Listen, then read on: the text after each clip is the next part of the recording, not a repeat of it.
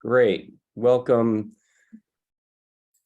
Marin and public watching. This is a call to order for the Marine Municipal Water District Finance Administration meeting of February 23rd, 2023. And let's have a roll call. Good morning, Director Ranjit Kush. Present. Director Larry Russell. I see you. I see him. Okay. Director Matt Sampson. Here. Vice Chair Monty Schmidt. Present. And Chair Jed Smith. Here. All right, great. I'd like to have a motion to adopt the agenda. So moved. So moved. I can And second it. there's a second. Okay, great. Let's do a roll call for that, Terry, right? Yes. Director Kush. Aye. Director Russell. Director Sampson. Aye. Vice Chair Schmidt. Aye. And Chair Smith. Aye. Great. I know it says public comment for on the agenda. Is there any other board comments and items not on this agenda, or anyone have anything they want to say before we reach out to public comment? I'll say one thing. I want to thank Vicky for being present. This is the first one that we've had staff participation in the administrative side of our FNA meeting, and I'm really thrilled and appreciative, Ben, that you and the team put this on here, and it'll be a beginning. So thank you for adding that to the agenda. Terry, any public comment? There are none. Okay, great.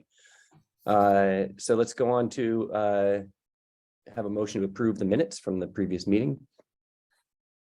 So moved. Second. Great. Roll call. Director Kush. Aye. Director Russell. Director Sampson. Aye. Vice Chair Schmidt. Aye. And Chair Smith. Aye. All right. Let's move on. Staff updates. Hand it off to you, Ben and Vicky. Ben's on mute. Yeah, I'll just hand it over to Vicky. She has the first item. Okay, thank you. I'm going to share my screen and good morning to everyone. So we'll get started. Okay.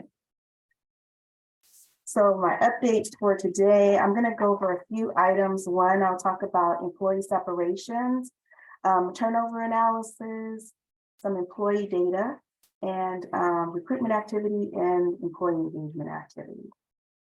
So just in terms of demographics, just to give you some context, we have 243 employees, 243 FTEs, and about 82% of our workforce is unionized and represented by SEIU Local 1021. So I want to share this demographic from December of 2022. Just to, again, for context, we had in December a third of our staff eligible for retirement. And that's going to play into the other slides as we go through. And as I mentioned at the board retreat, this is something that all government employees are dealing with right now.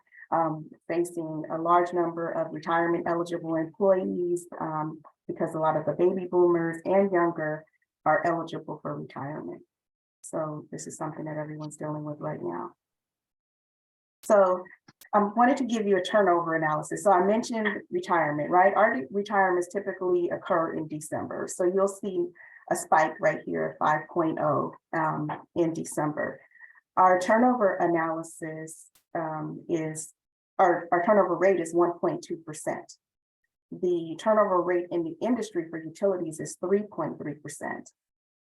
So you see that we are trending below the industry here.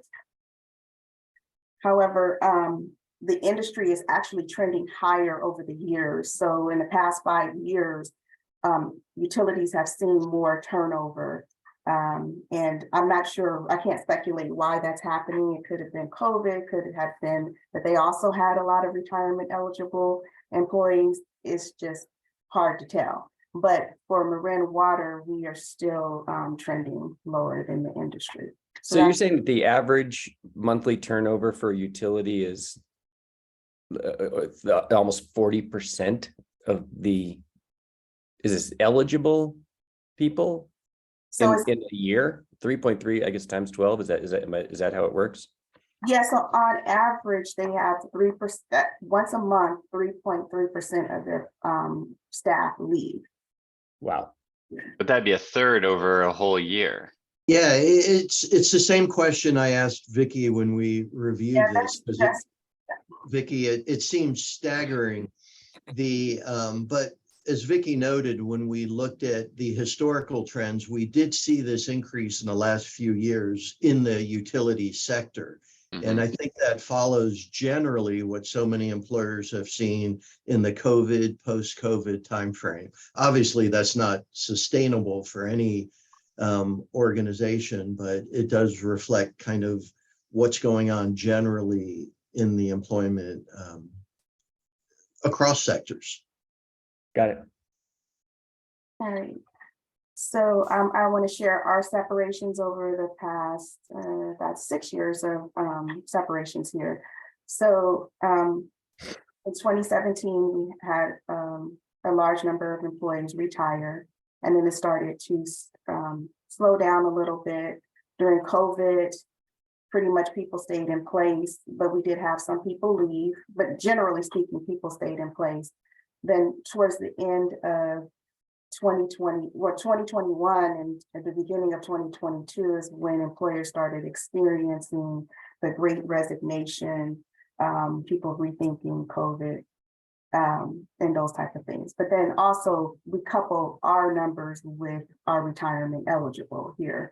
So you see we had 3 additional people retire in 2022 versus 2021.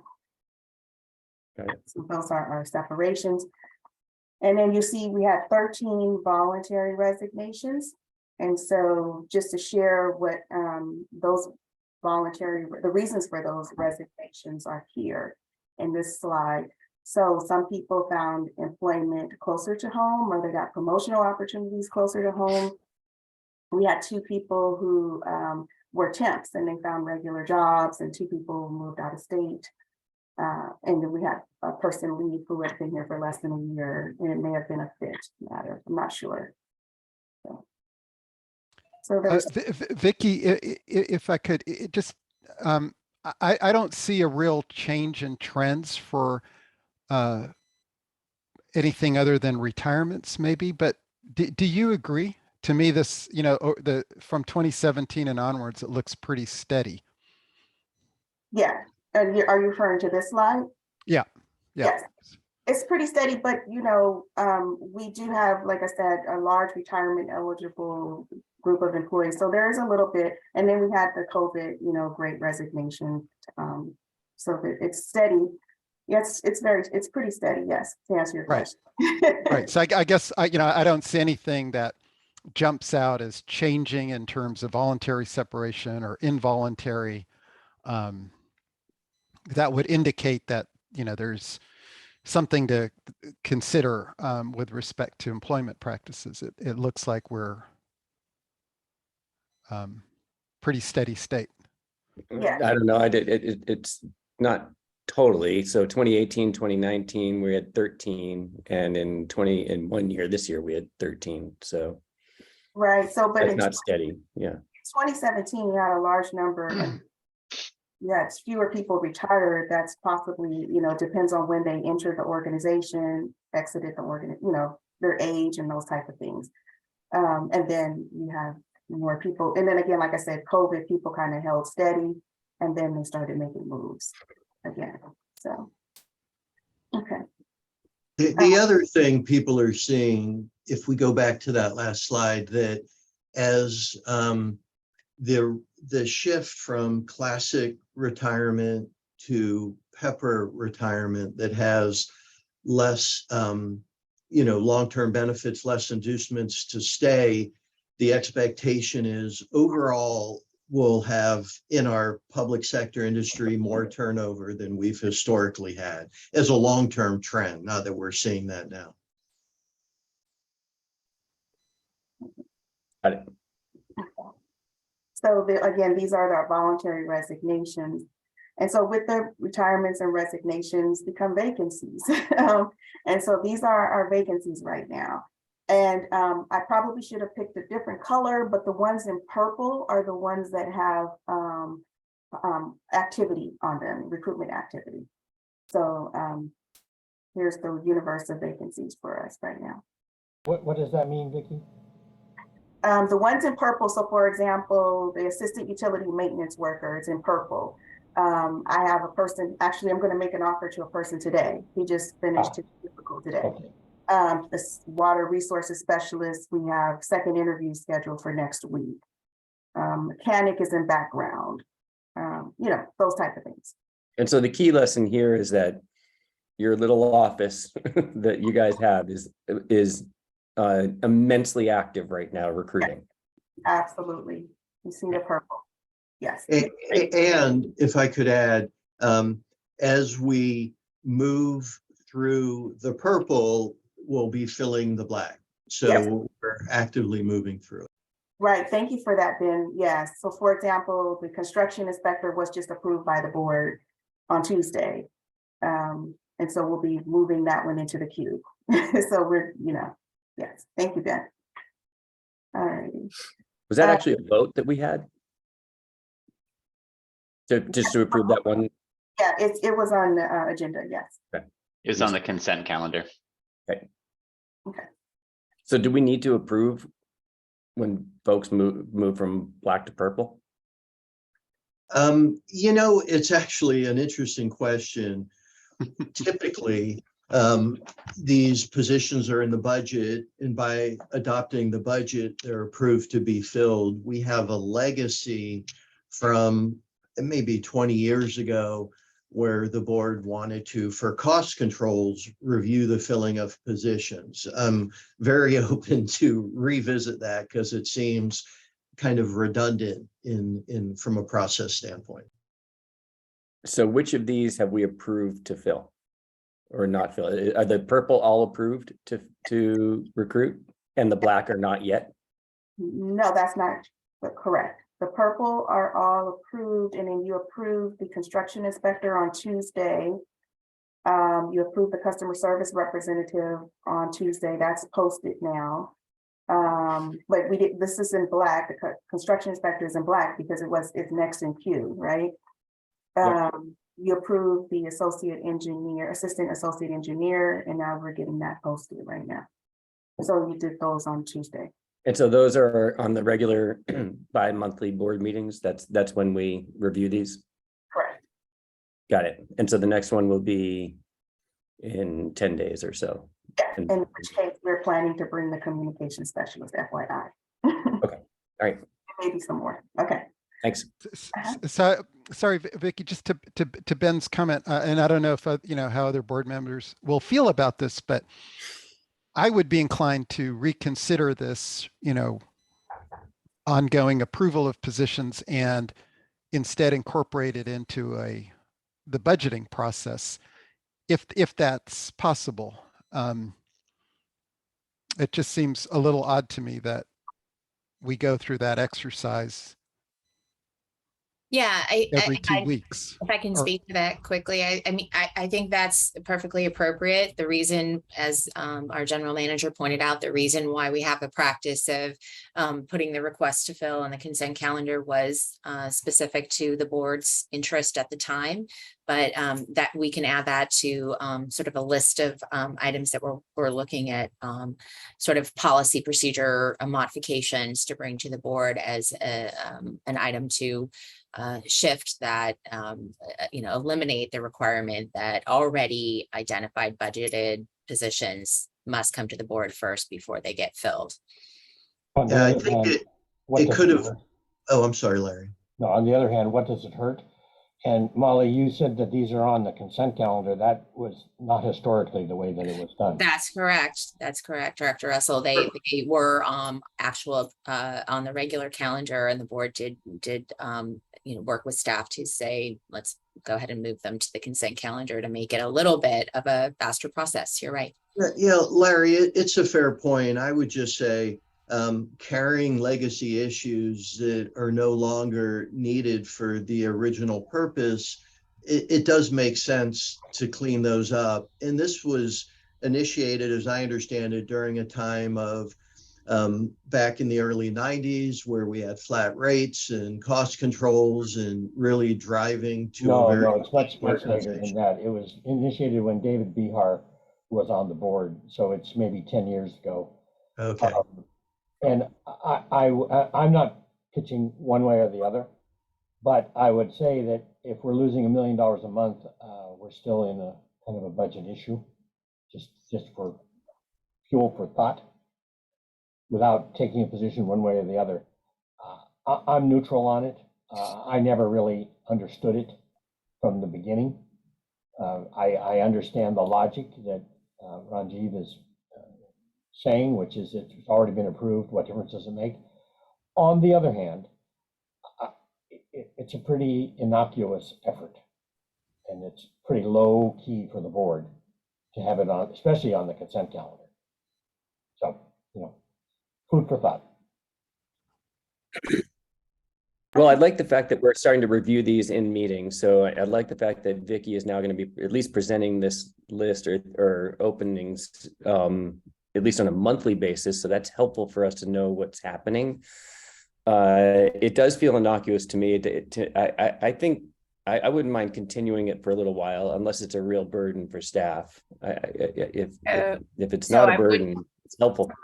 I would suggest, that any action or shift of direction of the board is not on the agenda for today, but it is something that we can bring back for discussion and consideration in the near future. We are kind of compiling a list of these process issues, and that I think would be a good one to add to the list for consideration. Great, thanks. Let's move on. Okay, thanks. I'm moving on. So I'm going to move on to employee engagement. So, we're diligently trying to bring in top talent, but it's also important to retain top talent, just as important. And so positive employee engagement is important in that effort. So we did a survey in February 2016, and our goal is to conduct another one in December of 2023.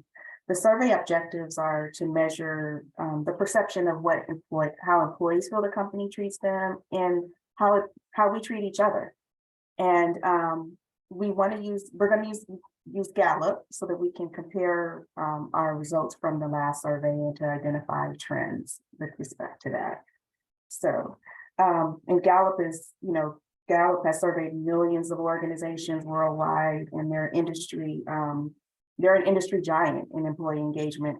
Actually, UCSF is currently using Gallup right now for their Q12 survey. They're currently going through that process.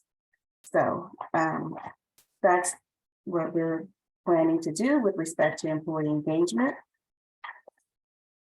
Forward. Oh, and just a little bit of information about the Q12 survey. My apologies.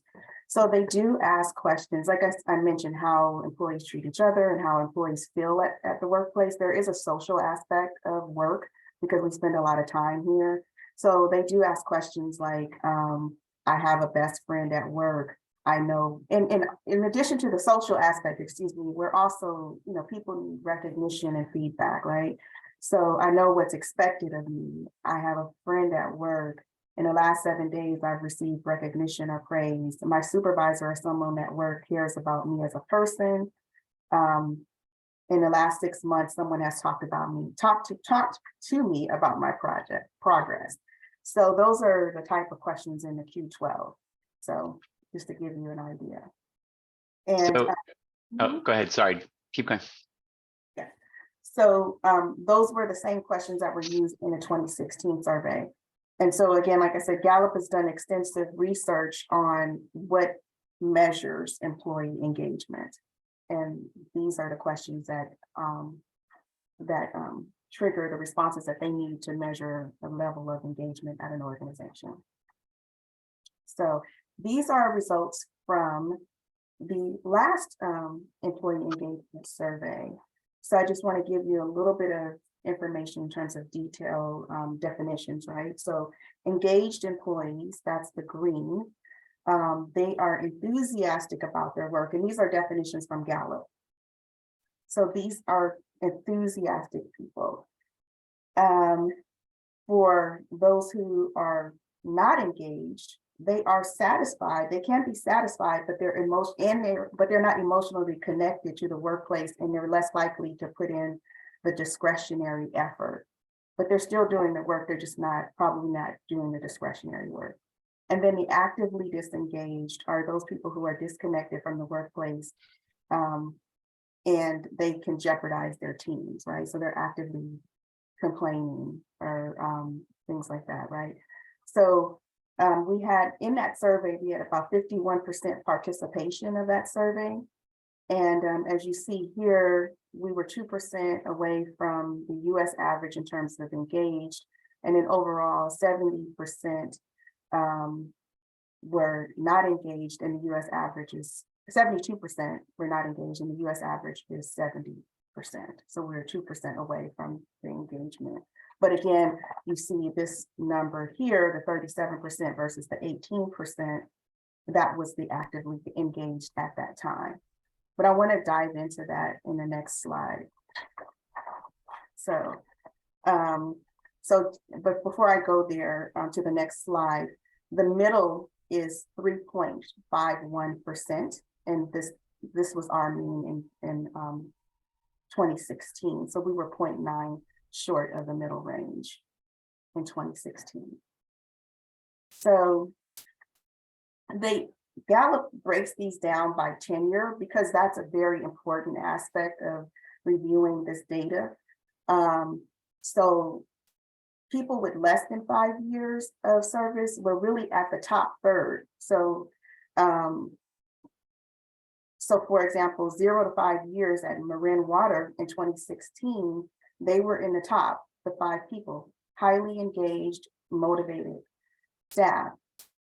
When you get to 10 plus years, and this is the phenomenon for many employers, is after 10 years or so, when you're talking about people who've been with an organization for 20 years, 30 years, 15, that enthusiasm, they're no longer the starry-eyed newcomer, and that enthusiasm starts to wane, right? So because they take for granted the things that are happening outside of their organization. So, and at the time that the survey was taken, we had 60 employees who were less than 5 years, and we had 132 employees who were more than 10. So that was driving up that number. And then in the middle, the 5 to 10 year range, that was 3.7%. So it's still, that was in the middle range, right? So it started to go down. And so this is an opportunity for not just Marin Water, but all employers, is to really try to find ways to focus on people who have been at the organization for a longer period of time. So, so I just wanted to share that with you. And Vicki, the 3.92, 3.09, it's some kind of reflection on this of a 1 to 5 scale, and where 5 is a better outcome, is the best outcome.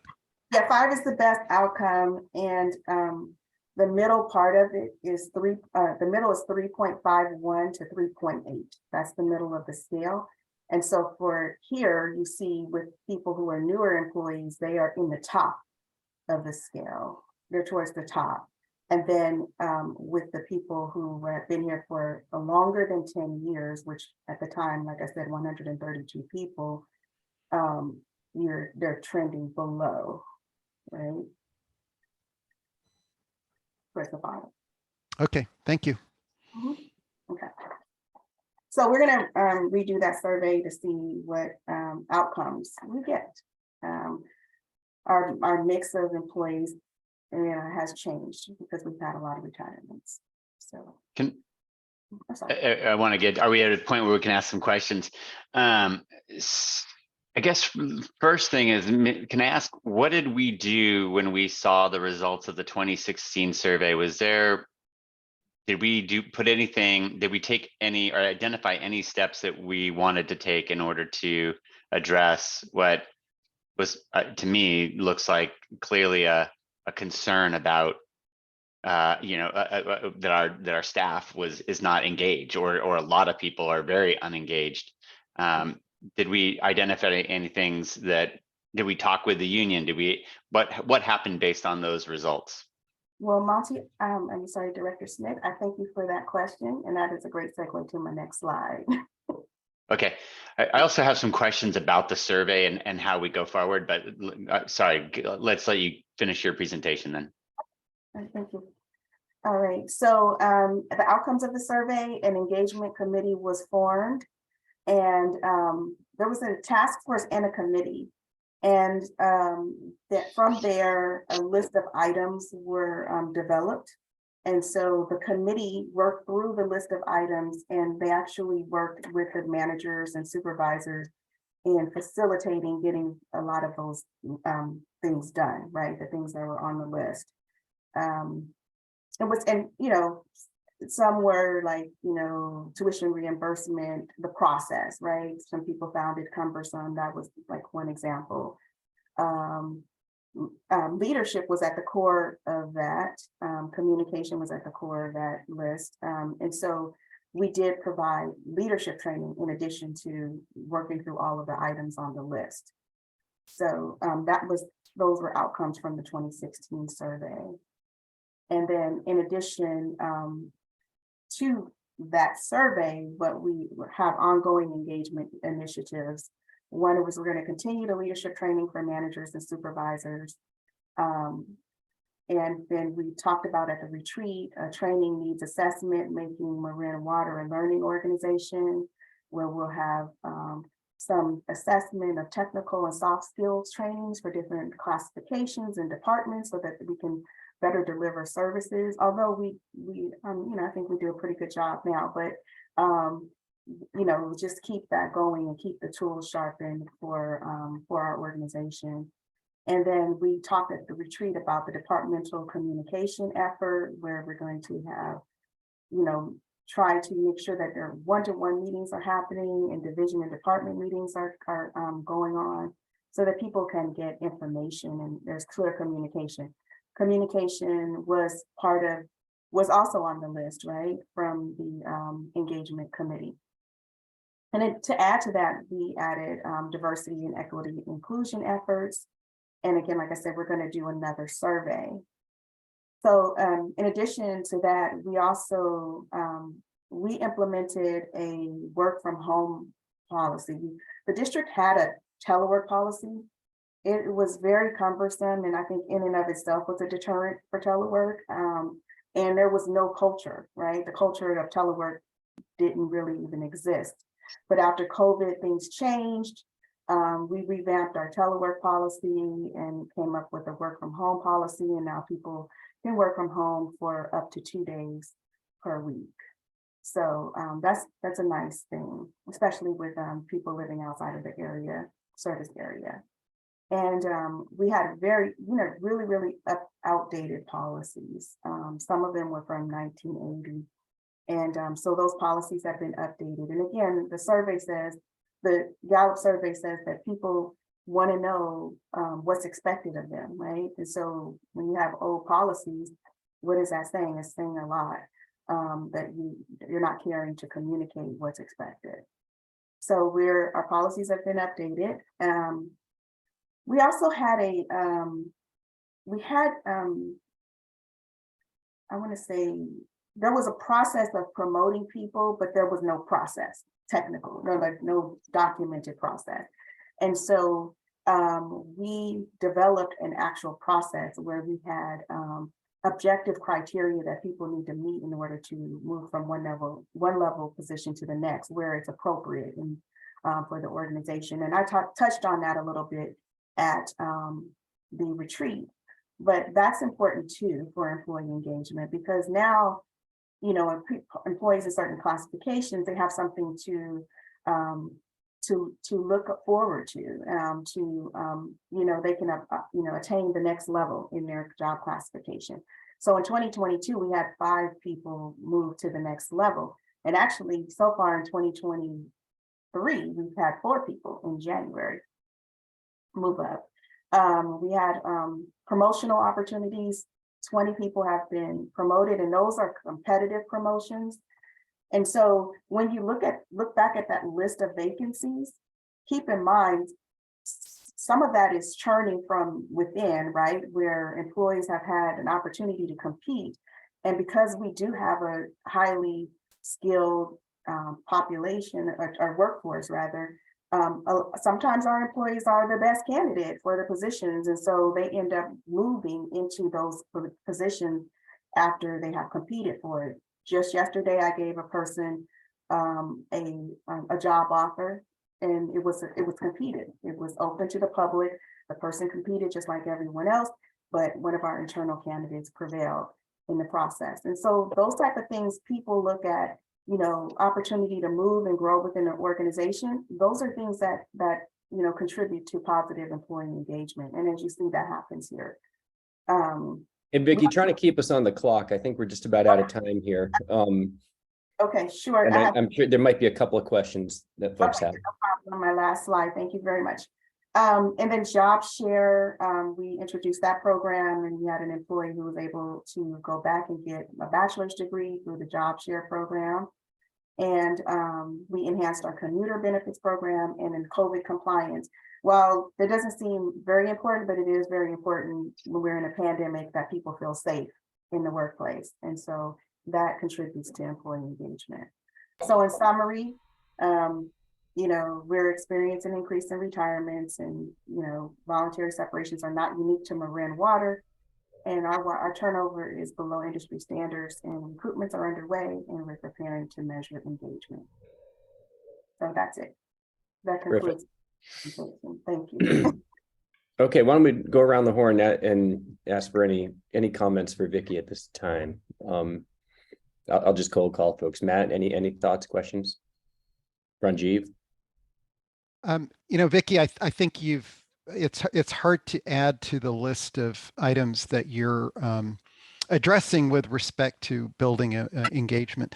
I think we've all noted, that feeling a contribution to the mission, believing in an organization's mission, and feeling like you're having you're part of that mission, that you're actively contributing to the mission, a mission that is compelling, that's meaningful, that's impactful, that's great for society, often has a surprisingly high relevance, or is a strong component of how employees feel about their work. It's always surprising to me how much that can actually even balance with compensation and benefits.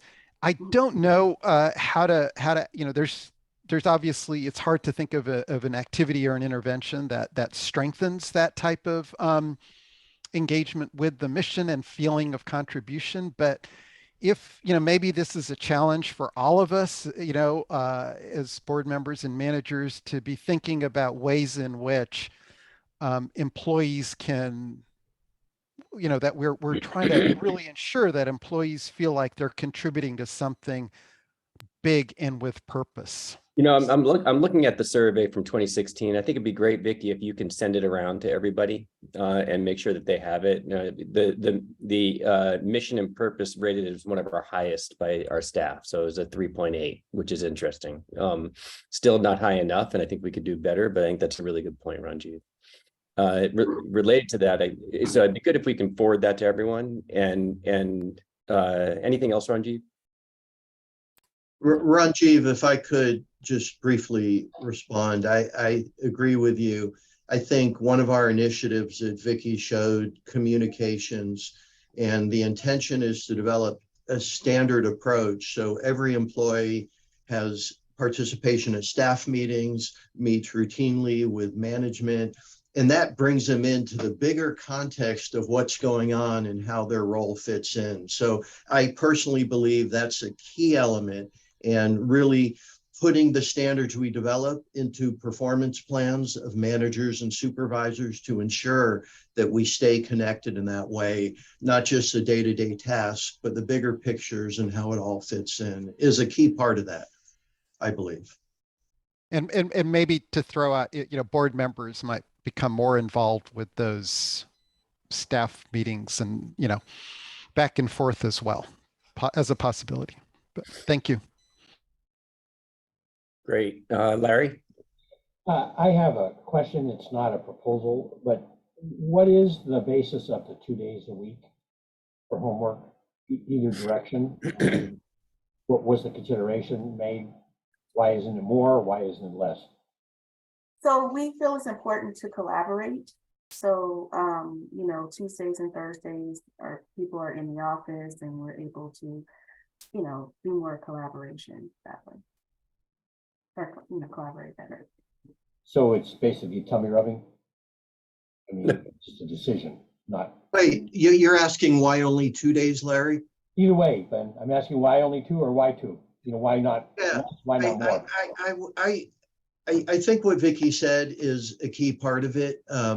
Part of culture is interaction. It's right, the conversations at the water cooler. It's being present for meetings. There's something about being in person and trying to strike the right balance. I think what we're seeing nationally is a lot of the firms that move to, we're going to do all remote, are pulling back from that because they're sensing a loss.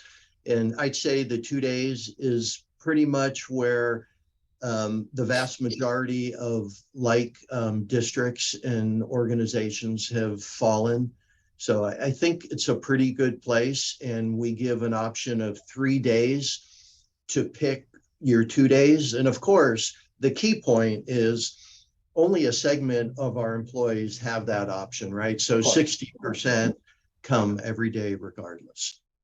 Yeah, but then it extends to, I understand the goal, but is it really tied to the work? Because some work probably could be done all at home, right? It could, but I did get feedback from operations that everyone's gone, when we can't walk over, and right, it's a dynamic. And I was of course, I got urged 3 days, 4 days.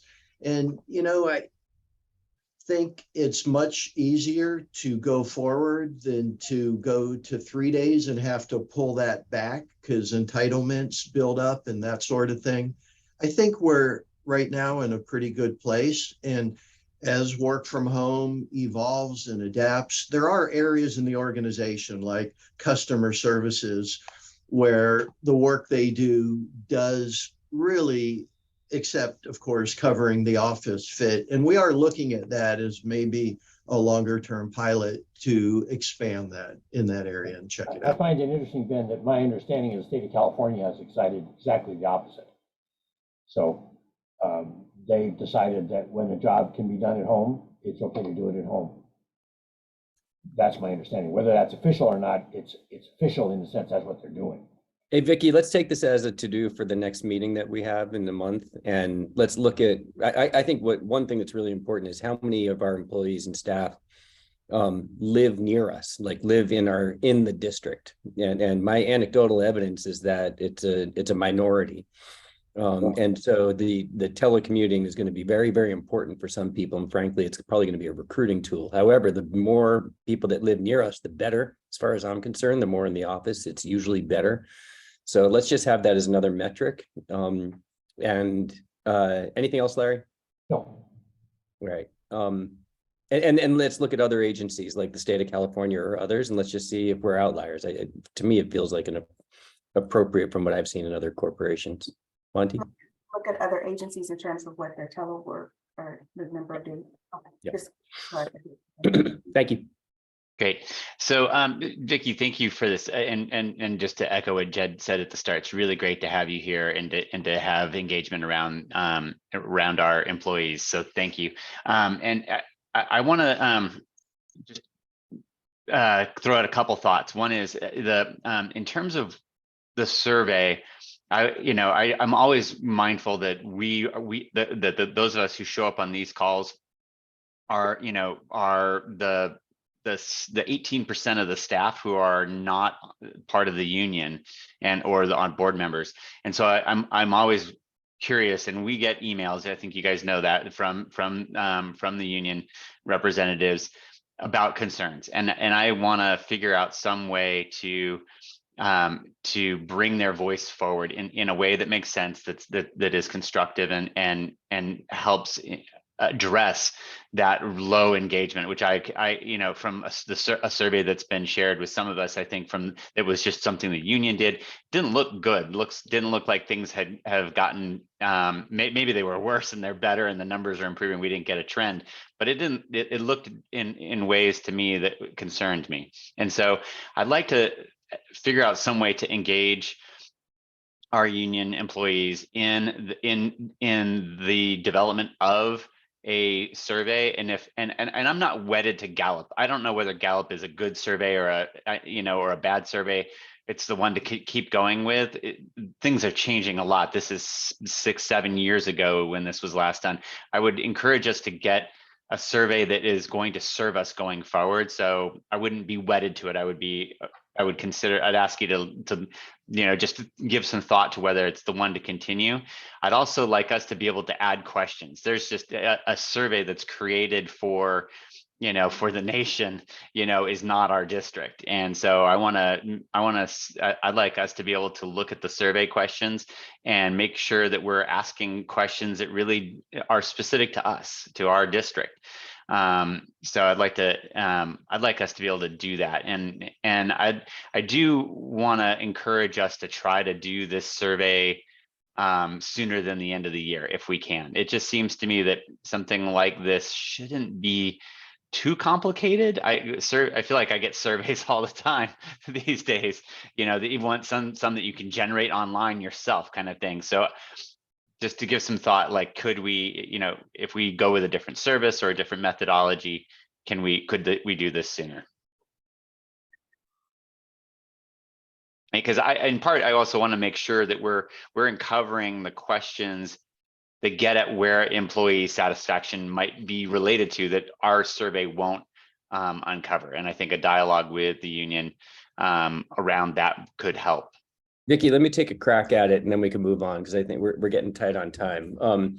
I have similar thoughts and concerns that Monty expressed. I don't think we're going to resolve it right now.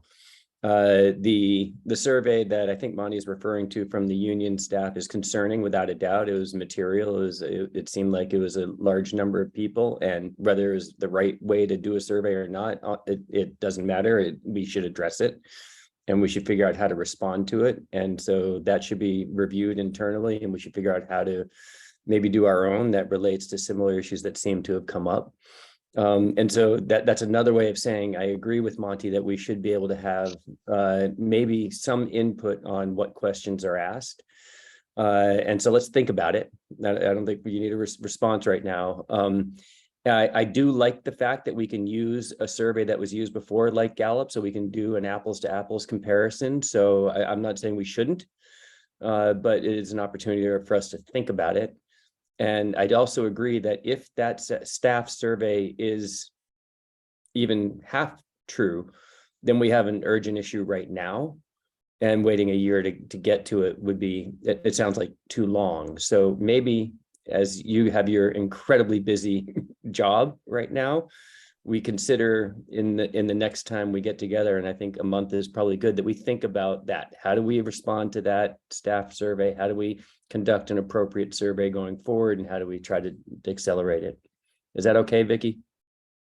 Yeah, And Jed, maybe if I could. Yeah. Jed, if I could just add one thing, we are entering this, the CBU process, contract bargaining unit with the union. So I think we just want to make sure that whatever we take on with respect to additional surveys is well aligned with that process, so that it's very supportive and not detrimental. Yeah. Well said. Ben, are you good with taking a look at some of the stuff? Yeah, I think we've captured all the questions and comments and let staff go back and look at it and think about the best way to bring back the information the board wants. All right, awesome. Thank you, Vicky. I appreciate it. Thank you, Ben, for putting this in there. Do we want to do public comment now or should we get through the rest of it? All right, let's do public comment now and let's see if anyone has any questions. Thank you.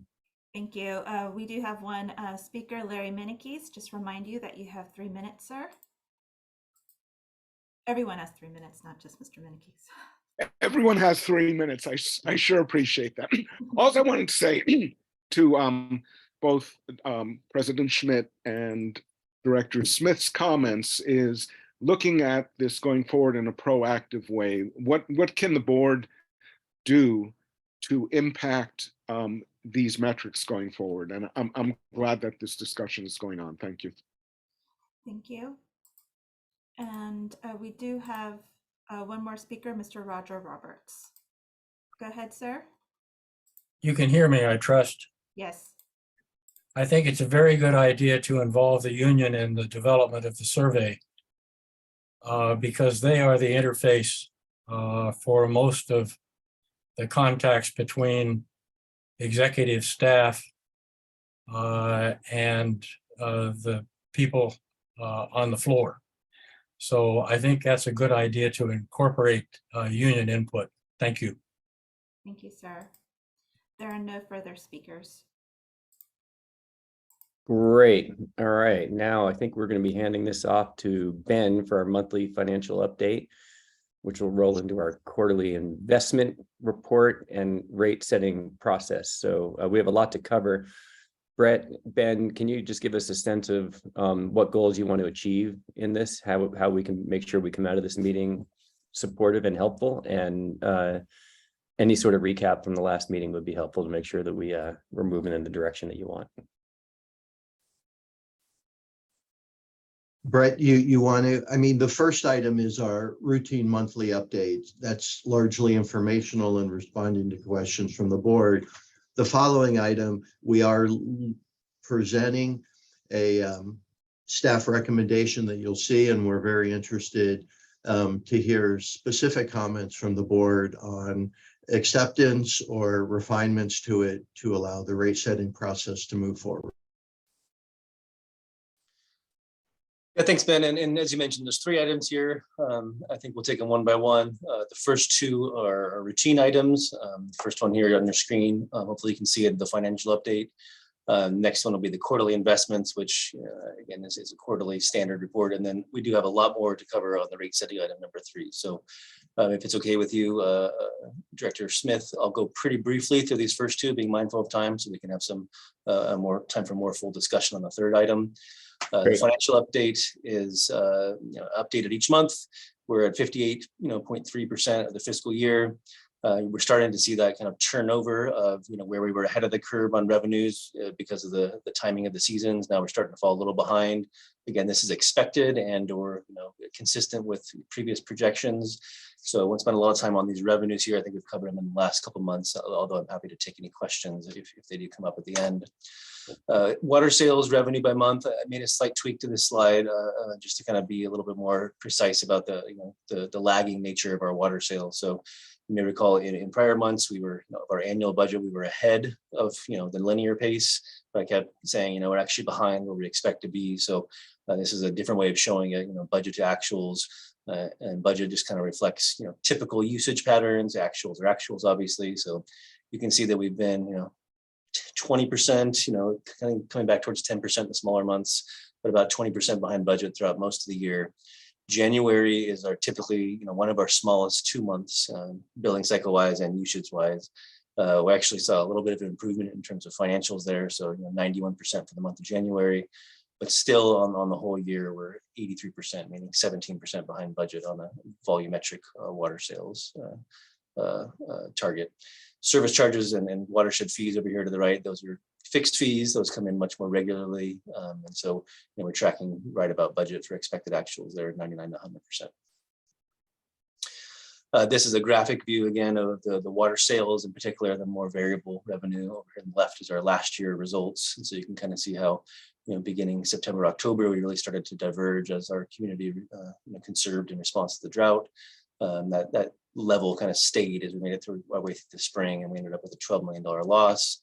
This year, the gap is much less, right? We are seeing the gap still. It didn't quite diverge as much here in this November, December timeframe. So we're tracking, better than we did last year. So 6.7 million so far through 6 months or 7 months now. So we're starting to, again, kind of close that gap.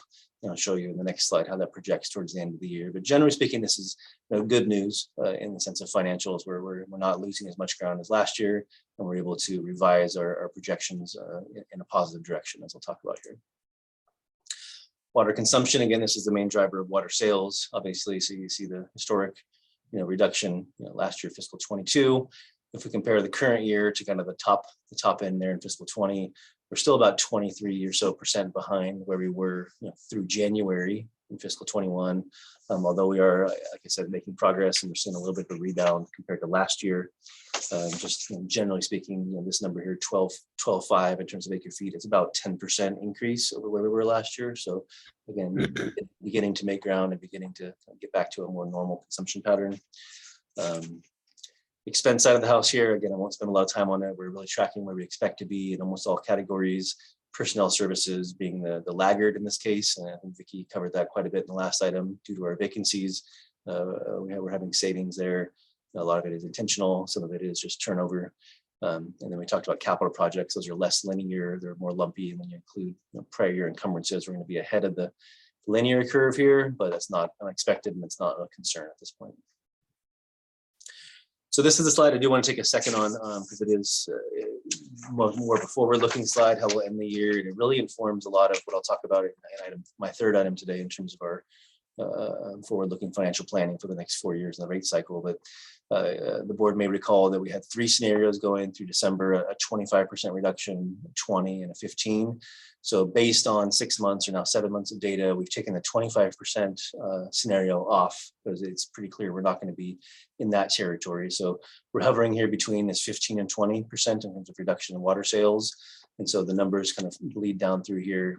Revenue loss could be between 12 or between 9 and 12 million, depending how the spring goes. We're seeing a little uptick in salary savings, and I'll have a much more precise number for that in the coming months. We touched on this a little bit last month, but we had wanted to earmark or kind of hold aside our reserves to potentially purchase additional water if we needed to, due to weather conditions. We're scaling that back and continuing to work with operations to find out what a good number would be for end of the year. And this was not updated this month, but I'll have a more precise number for you next month. So we're kind of holding it at this half of what we originally thought. We're no longer planning to have to pump Suluhule, so we've taken that off. Paving costs on the other direction are starting to tick up on us. And so I have $1 million here now for kind of unexpected or unbudgeted expenses. I know that we just received a report from the operations committee on Friday saying the number may be higher.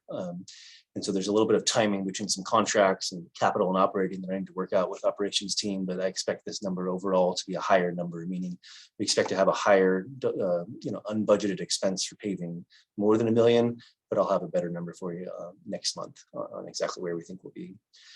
All taken together between the salary savings and potential unbudgeted expenses, we're about breaking even on expenses. Right now we're $100,000 over. Translate that to operating income or loss, again, that 9 to 12 range. And so we think by the time we transfer over CMF for debt service by the end of the year, we think our unrestricted reserves would be right about this range, 24 to 27 million, which is an improvement, again, based on where we were about 6 months ago. It's about a $7 to $8 million improvement to the bottom line. So all good news, and it translates favorably into forward-looking projections, as I'll talk about in the rate setting item. So in summary, the challenges we saw financially in terms of budget actuals last year, they are continuing still into 23. Our variable water sales continue to be below budget, and requirements to restore pavement following our pipeline projects is definitely impacting our reserves in terms of unbudgeted expenses. The recent rainfall, on the other hand, has reduced our expected use of reserves, and so that's been positive. And then, as has been noted in many meetings, we are taking targeted actions to reduce expenses in the short term, and we're looking at a longer term balancing option. So that's the end of my report. I know it's fast. I was trying to be mindful of time, but I'm happy to take any questions from the board. Ranjiv, any questions? Nope. Matt? Nope. Good. Larry? Good. Cool. All right, Monty, any questions, thoughts? All good. I just have one, which is, in regards to some of the opinion pieces that we're seeing in our newspaper, and people are saying, oh my gosh, you made us conserve and now you're raising the rates. I think we should be really clear that rates have been higher because of drought, that we have a massive shortage of supply because of drought, that when there's less supply and the same demand, prices tend to go up in every industry. And so that I hope that the editors of our newspaper and our public recognize that the blame should be on drought and then how we handle it, right? This is about how we handle climate change and how we handle this adverse impact and what we do about it. So as a community, we need to figure out how to handle it. And I just think I'm going to hopefully help folks recognize that that is the issue that we're fighting. And that's the issue that has plagued the water industry forever in every district. It's not this district forcing you to conserve and therefore raise prices. It is what happens in drought when droughts happen. And it's a regular occurrence, and that is the way it goes. So now the question is, how do we handle drought, and how do we look forward to make sure we don't get in a financial bind again? End of my little soliloquy. All right, moving on. We take public comment here. Yes, and there are none. Okay. So I'll go to the next item if that's okay with Director Smith. I don't have a presentation for the next item here. I can put the attachment on the screen if needed, but the next item is our quarterly investment report. And as you know, per board policy, we do report once a quarter on our investments. Our portfolio at the end of the quarter ending December 31st had a market value of 65.7 million. We have about 85 or 87% of our investments in LAIF, and the interest rates on LAIF have increased dramatically in the last 9 months or so as interest rates have gone up across the country. And so we are seeing interest earnings so far this year of about 465,000. And that is roughly quadruple what we had at this time last year. We were in the 70 or actually 80,000 range this time last year. So much better interest earnings. As I've mentioned, our fund balance is going down a little bit, so it's offsetting our earnings, but good news in terms of overall investment earnings and interest earnings from LAIF. And those continue to rise as LAIF has a broad portfolio of securities. And so we expect interest rates to continue rising in terms of our effective yield long past whenever the Fed may stop raising rates. And so I think this is all good news in terms of an additional revenue to the district and our investment earnings. And we'll continue to keep the board updated, and we'll report out again next quarter. Great, and I've reviewed this. It's a super conservative approach. I'm supportive of it. It's available for the public to see if they want, and for any board members as well. So I have no changes or recommendations. Thank you, Brett. There are no public comments. Okay, so I'll transition then to my third item, which is rate setting update and revenue requirement. And this one is a much longer item. So I'll start sharing my screen. We'll take it from there.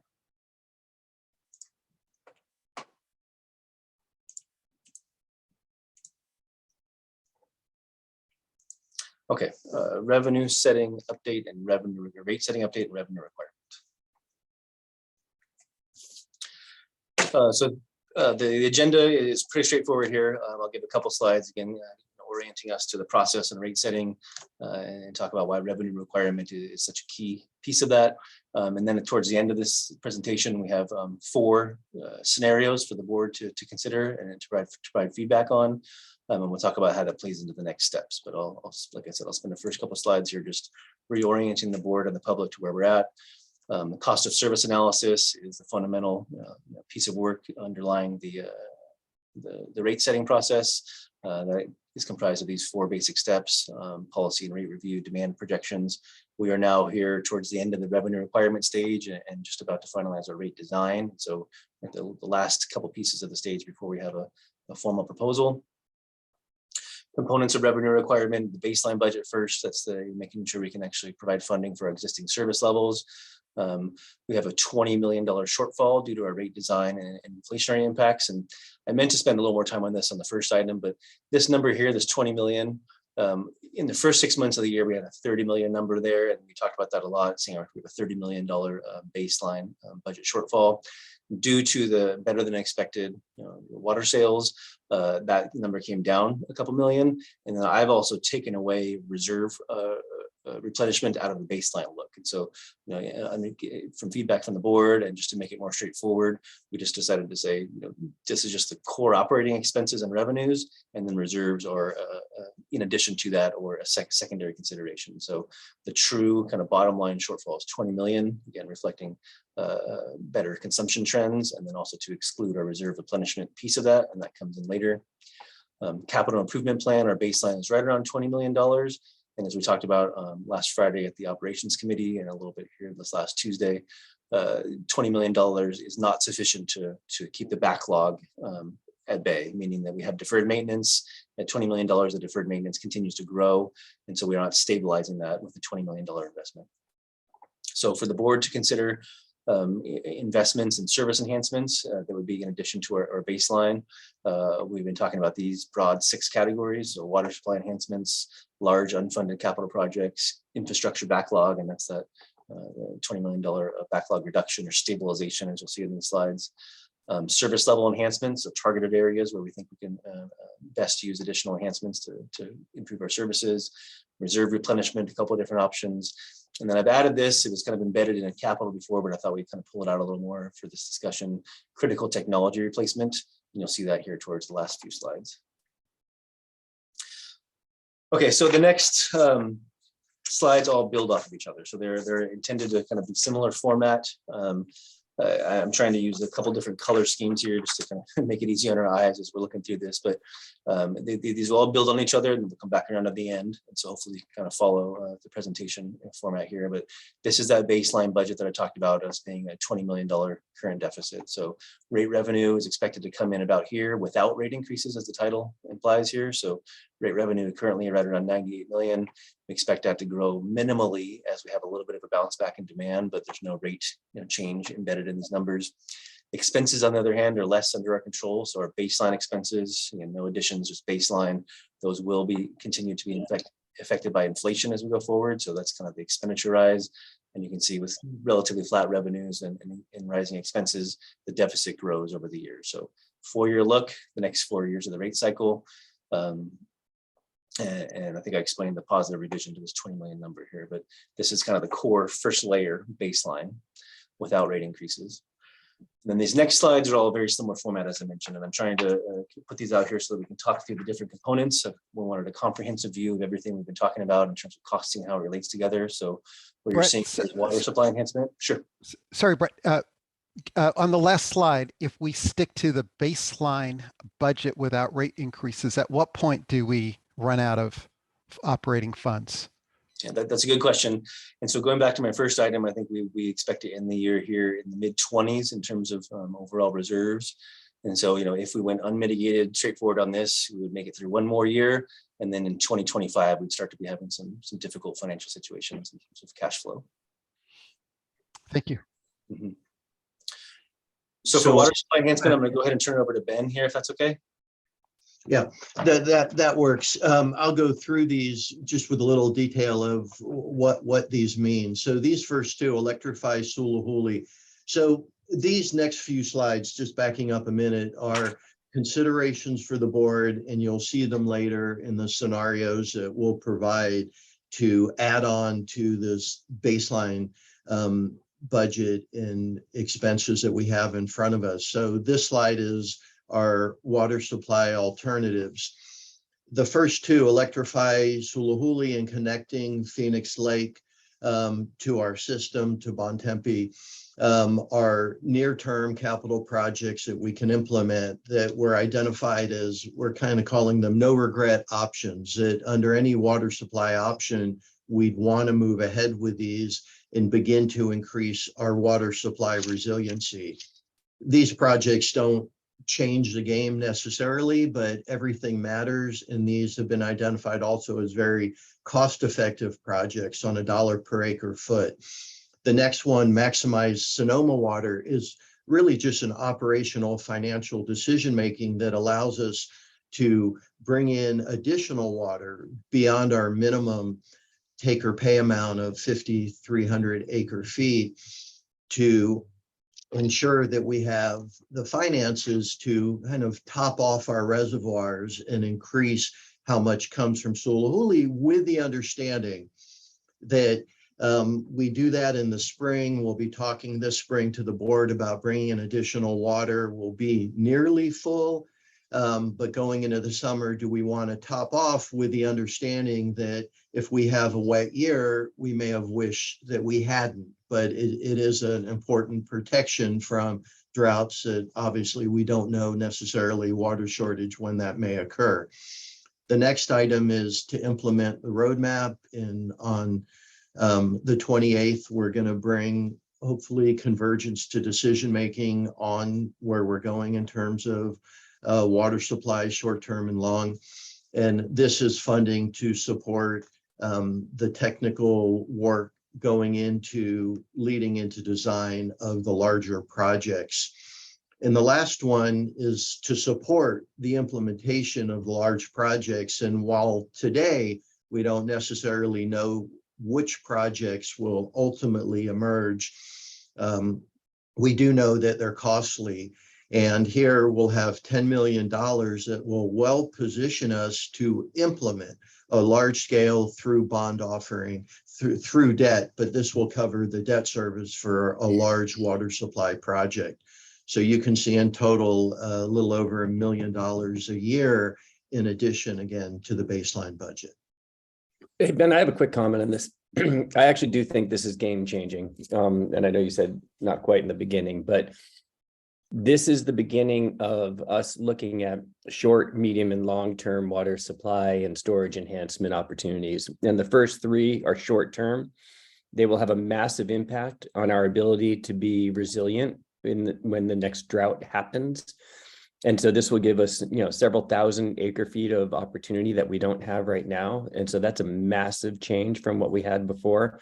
And then the beginning of the implementation of the roadmap, and I see more of the medium-term opportunities that we are looking at, and we are starting that work now. And as you said, that'll be identified in the coming month. So we're planning to budget that.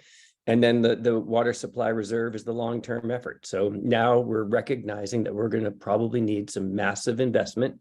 We're not ready to make the call exactly what that is, but we are recognizing that we need to start saving, and it will happen. And we're being, I believe, good fiduciaries to have this in here. So these are, as you said, the kind of the low-hanging fruit, the must-haves, and I think it's well thought through. Okay, next slide. I just want to echo that. This is really, sorry, Ranjiv, go ahead. I just, Ben, I should know this, but can you just remind us, under maximizing Sonoma water over the next 4 years, what are the key infrastructure elements for that? Yeah, so this doesn't require any infrastructure, any capital work. This is really a budgeting item to have the funds to buy additional water beyond our minimum on an annual basis as needed to top off our reservoirs, or as close as we can get going into the summer months, that provide that resiliency were we to have a dry year, a relatively dry year in the next fall and winter. It's our insurance plan. Thank you. Monty? Yeah, I just want to echo, because it's really important. Thank you for developing this. And I think, again, the importance of us quickly identifying the low-hanging fruit that we can add to our water supply. This is really at the core of the start of what we really do see doing in the coming years. So I support these elements because they feel absolutely essential to the long-term stability and security of our water supply. Okay, Brett, can you? Perfect. So here we have Larry. Sorry, Larry. Any quick comments, Larry? Yeah, can we go back? It's important to understand that the first two are already done. Yeah.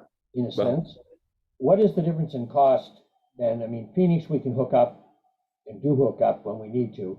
In the electrified Sulahuli, what's the difference in cost between buying the power from PG&E on an annual basis and generating it?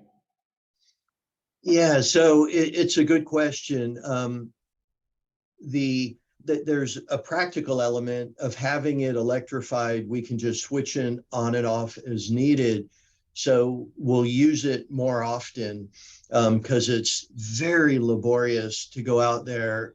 And of course, we have to rent a massive backup generator and fuel it. So there's a payback. It's really a good question. This first one, there's a payback associated with that investment. So it's not a hard out-of-pocket dollars. Phoenix is somewhat similar, where we use it very infrequently because it's a massive effort to connect it. And then we have to take it back and disinfect because we're using raw water and a potable line. So again, both of these important reservoirs, Sulahuli more so because it's larger, are used very infrequently. And this is really just tying our system together, but also projected to have somewhere close to 1,000 acre-feet of benefit in terms of the frequency of use that we'll be able to employ with these enhancements. I mean, I saw some of those trucks of fuel going out to Sulahuli. I think it's almost on a daily basis. This will have a beneficial impact on climate as well. Sorry, Larry. No, I just want to say maybe you should add an ROI column to this table. Yeah, for that one, we'll pull together the return on investment based on assumptions of frequency of use. That's a good point. Thank you. Okay, these are what we've identified as kind of large, one-off but critical projects, and they've long been identified as top priorities. The North Marin line is a line that's a concrete wire wrap line that's 50 years old, that is our single line that brings water, raw water, from Kent Lake to San Geronimo. So this is, 70% of our approximate, average production in terms of our reservoir use. And it's highly vulnerable. It's a complex project with creek crossings. It's an opportunity to use pipe that we had been a couple years ago looking at for the intertie. So this is a top priority project for us. Smith Saddle is we have 2 tanks there. There's the largest kind of tank site that we have in terms of volume in our system, and it can take water from either from both San Geronimo as well as from Russian River water, and it feeds the entire southern area of our service area. And we've been talking to the board that we have some structural corrosion and concerns, and are looking at replacing these tanks. Ross Reservoir is a key reservoir. It's close, it's 95 years old, close to 100 years old. That is definitely showing its age in so many ways. And it's also undersized, severely undersized for modern fire needs in terms of the Ross Valley community. So this is a critical opportunity. And we've also talked to the board about the seismic retrofit of a clarifier at San Geronimo to address vulnerabilities that we know exist and have been demonstrated at the Santa Clara, the Valley Water Facility at Loma Prieta. So were we to fund all of these, it'd be an additional $8 million a year. Any questions on this slide? Yeah, I have a couple of questions. Are you envisioning paralleling the North Marin line? So you keep the old. It is an interesting question. I think as we get into the design of that, potentially paralleling, I believe engineering is looking at this would be a segment, not necessarily the line in its entirety. So we'd have to think about how that would look, but addressing kind of the most vulnerable sections, or the section that would be most difficult to respond to and repair in a reasonable amount of time. So that's part of the concern, is the nature of this concrete pipe that's wire wrapped, when it fails, it will be catastrophic, is the expectation. You would not use that design today. Will most certainly, I would expect, welded steel or something of the sort. But it's a good question that we need to think about. Yeah, because then we have redundancy. It's a good. The next one, I know you're tired of hearing me on this one, but on Smith Saddle, I think it would make sense to pay a contractor to provide an estimate of the cost to rehab those. I'm still not comfortable with Kennedy Jenks' assessment of the cost. And it seems to me to be a small investment to get an actual number for what the cost of rehabilitating the steel tanks would be. Because we could buy a lot of room in the capital improvement budget by not building 2 new concrete tanks there. I'd much rather see that money go into Ross Reservoir than into the Smith Saddle tanks if they can be rehabilitated. So we definitely can revisit the board decision to proceed with the design of new tanks, and we can do that as part, if we get funded for this project, is before we kick off the design, kind of, just briefly. But in what you're suggesting, we can think about the best way to get a more kind of validate the engineer's estimate on, is I think what you're saying. Or not validate it. Yeah, I'm not sure. I mean, I'm not sure there has been a board decision to move forward with this. Has there been? Yeah, there was. But regardless, it's always fair. We can just do a confirmation. It is quite expensive a project, and we do want to get it right. So I think. So have we approved? Which of these have we approved in your mind? Just a Smith Saddle that we brought to the board, and we worked through the different approaches, repair, replacement. But it's a good question. It's very, very expensive. So as an organization, we certainly want to get it right. And as Director Russell noted, we have limited capital. So Larry, are you comfortable with that previous approval, or should we revisit it? Well, that's an interesting question, Jed. This is the one I talked about the other night when I said that this was a decision. If this was back 40 years ago when this decision was made, concrete tanks were the right decision. And what I'm saying here is that we have a lot of tank out there. It's only the upper portion of the tank that's having problems. There is what I would consider a minor issue with coal tar epoxy lined. And there may be a small amount of PCB in the coal tar, but they would white blast the metal before they recoated. So it may be that Kennedy Jenks is exactly right, and that it's just as expensive to rehab the tanks. It just doesn't smell that way to me. And I made that position at the previous discussion about this. So I'm not sure about the answer to that one, Jed. I got to think about it, whether we should revisit that or not. I don't think there's no harm, no foul in revisiting it. Right. Right. Okay. So Ben, the staff recommendation is to move forward with that assessment. Is that right? Yeah, but I think it's easy enough, and it does make sense to just do that confirmation or not, as Director Russell noted, and figure out a way to get maybe we go out, I don't know, a bid. We'll have to think about the process, but I think that does make sense. Besides Larry, who's an engineer and an expert in this, and Larry, I'd love your thoughts on the urgency of all of these. We're relying, Ben, on you and the staff here. So help us understand how urgent each of these 4 is. We need your guidance. Yeah, I would say that, and we'll talk about it coming up. As you know, we have a significant infrastructure deficit, looking at it different ways, and needs to increase our investment. These items have been identified for quite some time, and I just I have a very hard time, even among these, to pick the most important, because they're all really critical. And as I think about water resiliency, it's not just supply, it's the ability to treat it and deliver to our customers in an ongoing, consistent way. So these are all very important. critical needs for the organization. And if I could come up with a word beyond critical, I would do that. Okay. One thing I think, again, we have, as the board, we have to defer to the staff as being the experts in how to prioritize these. I think Larry has brought up something that we ought to take into consideration. These are significant investments on not only in terms of dollars, but in terms of our water supply reliability and strategy.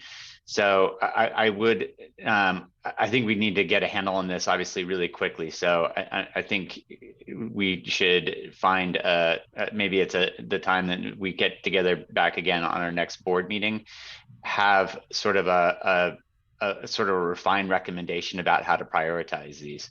One thing I would, two facets that I would be curious about, which are, frankly, what will generate the most yield. We are looking to add supply. So what would be the greatest yield? I think another one is none of these add yield, Monty. None of these. Yeah, there's more storage. Well, it doesn't add yield. Sewer storage. Yeah. These are all maintenance. Sure, I know, I get that, but I from a water supply reliability perspective, how's that instead? So I think the other piece of this is also whether there is we're looking at a lot of projects that staff need to take on. Would the decision be driven in any way about our capacity?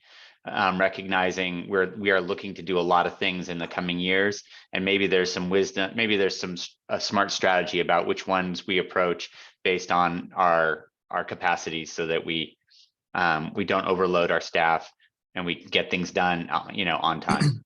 And you'll see in the upcoming slide staff's recommendation in terms of where we land, and we're just put forward a recommendation to share with the board, understanding it's ultimately, of course, the board's decision, and it's all critical. But we did consider staff capacity within that recommendation, among other considerations. Yeah, I think I'm hearing it went from urgent to critical to beyond critical for all of 4 of these. So that's what the staff's saying. Now we got to figure out how we fund it. Maybe we question. maybe we could stagger these, Ben and Brett, right? Maybe the seismic one we can push out to year 2026, or maybe that's urgent right now. I don't know. We can think about which ones we could possibly stagger to save us. Sorry, Matt, go ahead. A quick question on the funding piece. Because of the fire flow identified need on the Ross Reservoir, can we tie that to the fire flow fund at all, or leverage those monies at all for this? If the fire chiefs agree? It's an interesting question. We've never considered that, and the fire flow projects have been established as part of the program, but there is some fluidity, I believe, in that. And it's an interesting concept for us. What we're going to be meeting with the fire chiefs, and I think they'd understand Ross Reservoir. Let us take a look at that. It'd be interesting to see what they think. Thank you. Yeah, I understand the list comes to us, not the other way around. Yeah, no, but absolutely, Director Russell, and we rely on the fire chiefs to identify opportunities. I just don't know that we've been, clear with them in terms of the limitation from Ross Reservoir in terms of potential fire needs and where that may fall into their relative priorities. Well, it's clearly more important than hydraulic pinches. If you run out of water, you run out of water, and you get stuck. So, right. So Ben, Ben, if I could interrupt, coming back to this issue of recommendations and when we're going to see them, on slide 21 of this presentation, you will be providing recommendations. I think we are at the point where we can start to take those on board and make decisions. Now, I can see that you haven't actually specified the large CIP selections in your recommendations. So maybe that is still a point for consideration, but there are recommendations here that I think today we should be considering and moving forward on with respect to decisions. So it'd be great if we could get to that point in this meeting. Thank you. And that is our hope, to stay on schedule for this process. So thank you for that comment. That was the original goal that Brett outlined. So these are graphs. This is, 100 years with all sorts of assumptions. And I do want to share that on one hand, as this relates to specific pipes and tanks, it has little bearing on that.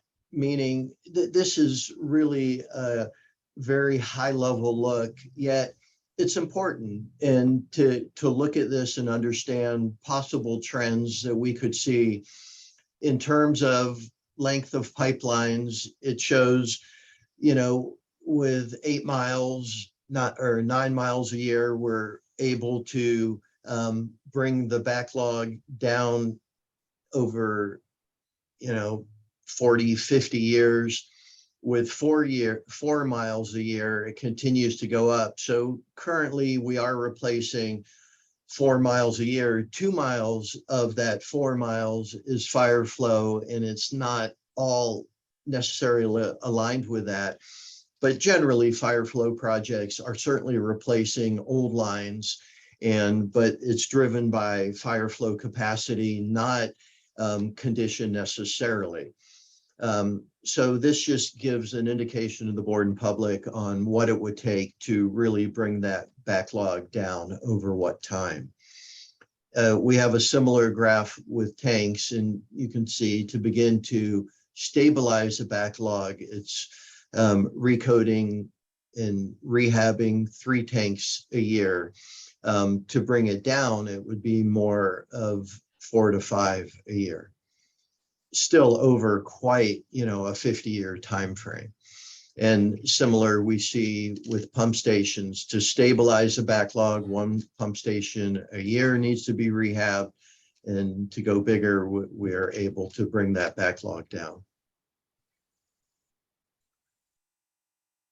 So we can see different alternatives and the costs associated with it. Why don't I hand it back to you, Brett, as we get into this? Sure, yeah. And so the slide we're looking at here kind of encapsulates the charts we just saw in terms of our backlog trajectory over the next 40 to 100 years. And so these try to break this into kind of the straightforward projects of pipes, tanks, and pumps. And so over here is listed our current rate in terms of what we're currently replacing. And Ben mentioned we have 4 miles of pipe. Our baseline budget has about 1 to 2 tanks, depending on the size of the tank, and about 1 pump station. Here's the funding we associated with that. So it's about 14.9 million of our capital program. When we look at it, in particular, our engineers, what it would take to have full stabilization, meaning to stop the backlog from growing, right? To keep it at the current rate. We're looking at 9 miles of pipe, 3 tanks, and 1 pump station. So the dollar translation is here. The full stabilization amount dollar-wise would be about $30 million a year, each year, to make progress there. And so just doing the math, current funding minus our, what would be the target for full stabilization, our unfunded amount here for pipes, pumps, and tanks is 15.5 million.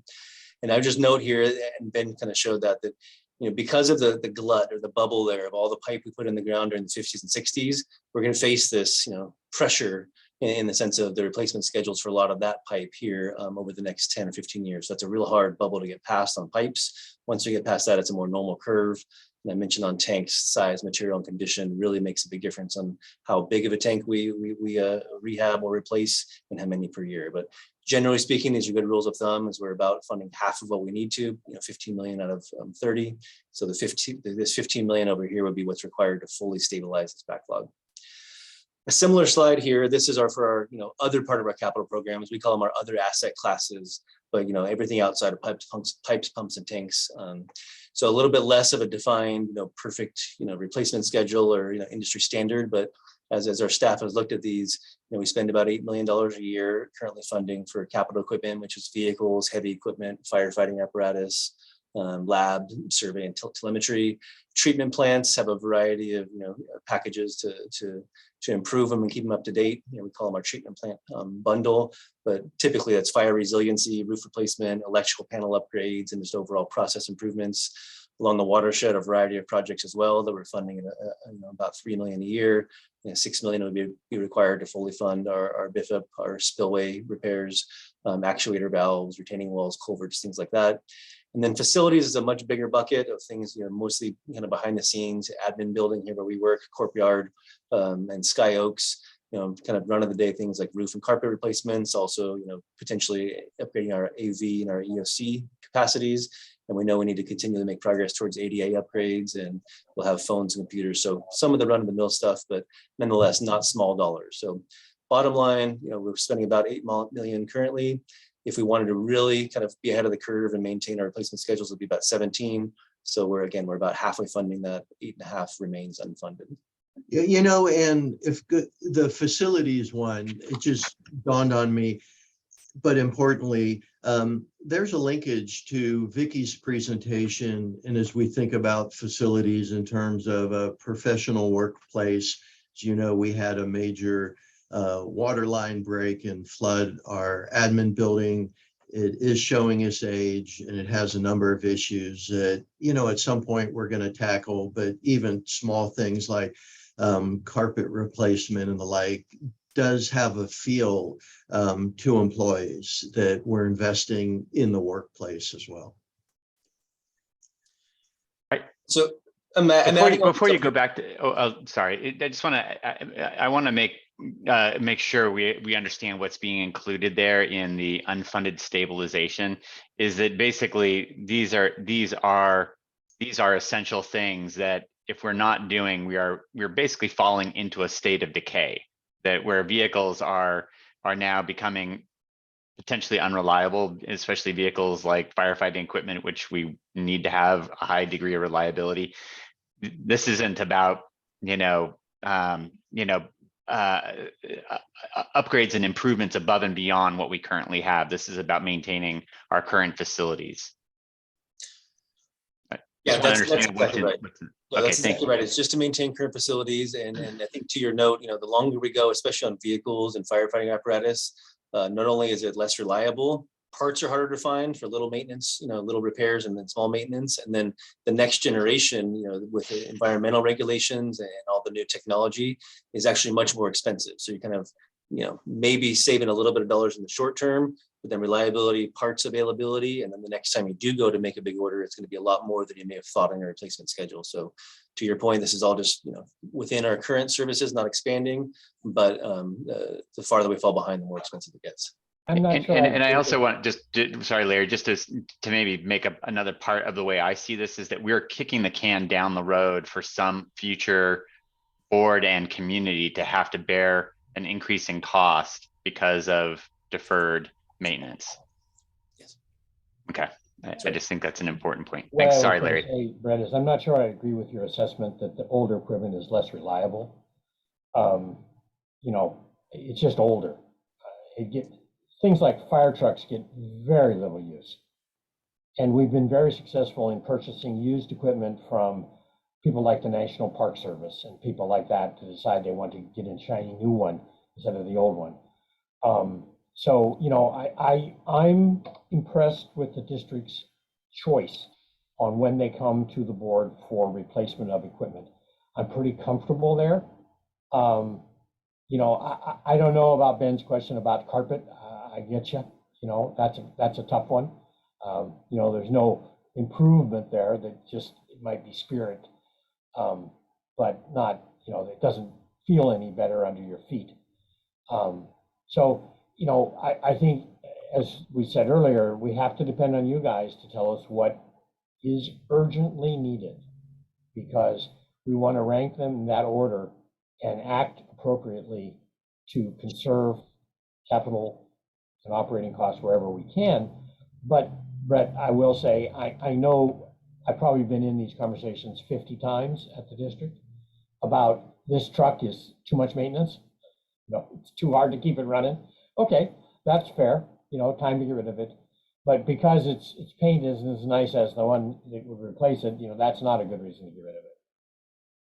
Yeah, I gather on the truck front, I thought the issue was having more pump capacity and upgrading their ability to handle fires. I thought it was actually a very specific, not a paint issue, but a productivity issue. We are proceeding with some increasing some of our mobile pumping capacity and firefighting capacity. But I do think you're right. As we would replace firefighting equipment, I think there would be probably some level of enhancements. On treatment plant, just wanted to point out, it says roof replacement at our, San Geronimo treatment plant. Staff puts buckets out when it rains to catch some of it. So these are real needs. And I think overall important for the organization. I don't believe there's anything here that is not a significant and real need and would improve the organization. But I appreciate collectively, it's a significant. One more quick thing I think that's really important to highlight, because we're hearing it in comments, is the investment here in watershed is critical. And even though, as you were saying, Monty, it's it's not a massive increase. It's not a degradation. So we're now, with this kind of funding, this is the beginning of our funding of our watershed plan. It's the beginning of our funding of trail maintenance. It's the beginning of funding of our ability to help secure our habitat and our endangered species. This is not an insignificant increase, and I think it's worthy of note that we had 20 people showing up at finance meetings. We had 140, I think, showed up at our watershed meeting. So without a doubt, our land management is a critical part of our role. Yeah, I totally support that, Jed. I hate to say that when it comes to fire and fuels management, we really are faced with a situation with, it's a matter of when we have a fire in the watershed, and we will want to have done as much as we can to be prepared. And so I support that we are recognizing that priority here and taking this time to add some additional funding to improve our work on that. Okay, and so the next slide here and the next 2 or 3 are kind of back to that same format we had at the beginning of really just pulling all the costs in that we're seeing in the supporting slides and just putting them on the table, right? So I think there's not necessarily priority rankings or decisions at this point. It's just really building the overall kind of list of options. And so pipes, tanks, capital equipment, treatment plants, these are the numbers pulled through from those prior slides for full in the backlog, in the sense for full stabilization, meaning stop the downward trend or stop letting it build up on us. So this is 24 million, about 23.9 district wide in all those different categories, if we wanted to really from day one start stabilizing that backlog. A similar slide here. Again, I changed the color just to have something different to look at with our eyes, but for service level enhancements. And this is by no means an exhaustive list of everything we could do in the district. I think this is more of a needs-based analysis and kind of the highest priority items that we've been hearing over the last years, frankly, but in the last couple months. And so these are the ones, again, in no priority order, but a ranger trainee to expand our ranger staffing, a training and development manager that would be district-wide, that would really kind of put a focus on our internal staff development. The valve exerciser crew hasn't been talked about a lot, but I think generally speaking, it's something that was cut out of a couple of years ago's budget and really is a key function of the district in terms of being able to isolate pipeline segments for either emergency repair and or for other needs. So that would be a 2-person crew with some equipment in that first year, some upfront truck purchase dollars. Risk manager there, that is more, again, district-wide, something to really focus on our insurance and other areas underneath the risk management header. And then we have a watershed management for the BIFIP there for $500,000. Again, more could be done, but I think this is kind of a good step in the right direction towards increasing our overall annual investments. And so we've included that as a service enhancement. So you add all those up, and they're smaller dollars than other slides. We add them up and it's about 1.5 million a year if you were to do all 5 of these service enhancements. Next slide, again, this will be the last slide of specific components. And so this gets into fiscal and kind of systems. And so this is reserve replenishments and critical systems. And I haven't grouped them like this specifically in the past, but I thought they made sense for today's discussion. Minimum debt service coverage, that's kind of just that, we need to run a slight surplus in order to be able to cover our debt service requirements, and also in order to make sure we're beginning to build back our operating reserves, right? We talked about those being lower than they have been in the past, and this would be kind of level one of starting to build back our operating reserves and maintaining our debt service coverage. The second one down here, a 4-year reserve replenishment. The way I look at that is they'd be in connection with each other, additive, right? So 2.5 for that core layer, another 2.5, so a total of 5 per year, to really start to have this track. If we want to build, if we decide we want to build back our reserves, our unrestricted reserves in 4 years to where they were pre-drought, it would take both of these together, so 5 million a year. SAP replacement, again, has not been at the top of our discussions, although behind the scenes, we all know this is coming. And I think, in relation to AMI, the one below that, we've talked about that, if we're going to plug in AMI to the overall district systems here, it needs to go on top of whatever it is that replaces SAP. And SAP is our enterprise wide system. It covers just about every operating service area here we have, from finance to billing to work orders and operations, and it integrates with GIS. And so it's a big project. And so we have this essentially spread over 3 to 4 years, knowing it takes some time, and we don't know exactly which direction we're going. So it's more of a placeholder, but it's to indicate there's funding needed for a system replacement here in the middle, and it would have to happen ahead of AMI. So timing considerations and spreading, aside, these are the 4 key areas we think for just kind of fiscal stability and making progress towards system replacements. 5.5 in the first year, about 8.5 towards the middle years, and out years towards making progress in this area. I have a question, Brett.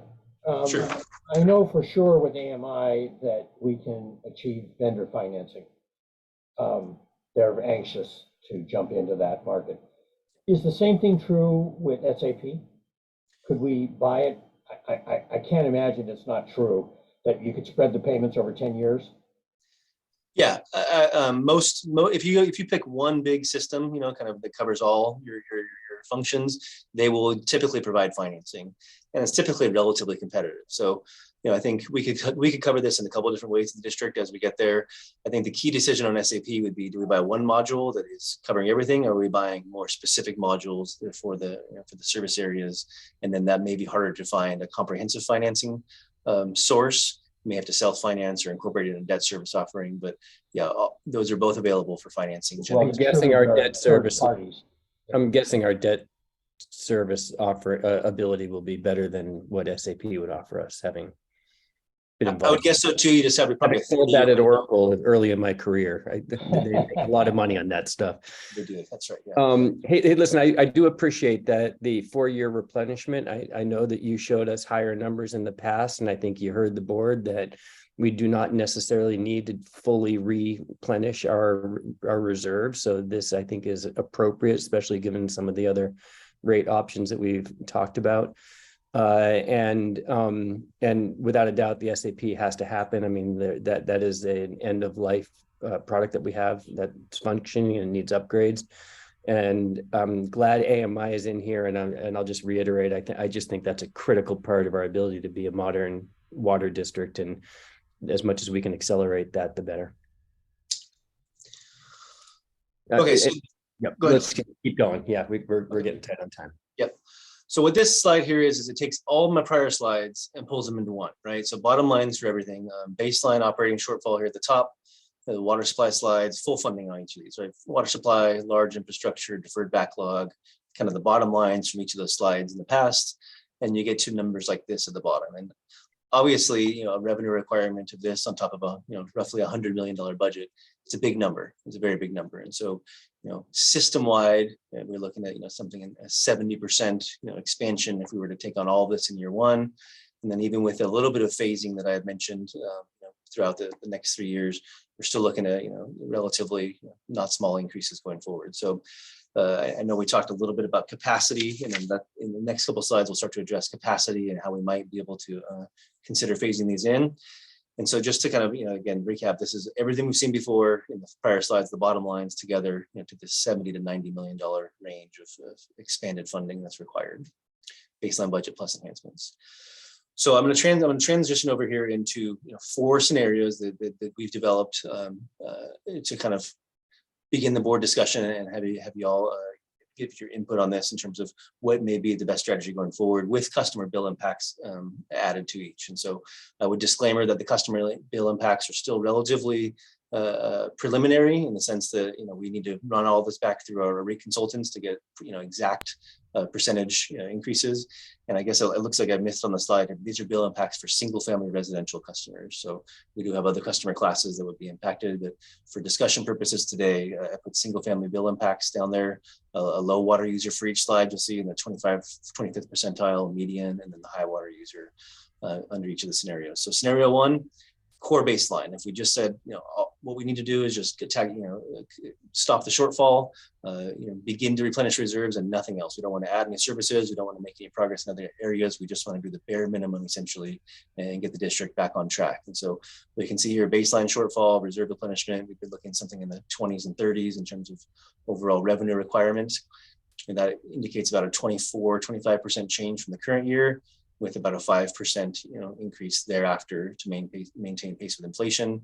You see the three customer impacts here, the three kind of cuts of it. Again, this kind of exemplifies the rate structure that we're looking towards, in the sense that low water users have lower increases because there'll be less. I think we're focusing more on the volumetric side. So the more water you use, probably the higher percentage of the increase will come your way. So low water users have a smaller relative share. Median water users closer to the middle there, obviously, and high water users will be above the average. Brett, just for context, in terms of dollars, what would that mean percentage-wise? Rough estimate, or guess, I guess. Yeah, well, so a median water user here, I think we talked about that being about a $140 bill on a bi-monthly, so $70 a month. And so a 20% increase on that is going to be about $25 a month, right? Or $25 a bill, more so. And so I can translate these all. I can come back to them if you want, but essentially you have a $140 bill here. Low water users are closer to around a $100 bill, and high water users are closer to $200 bill. So you can generally keep it in those. No, that's good enough. Thank you. Okay. I think Matt hit on a very important part, Brett. We've got to maintain a clear view of user affordability on these bills. It's absolutely essential.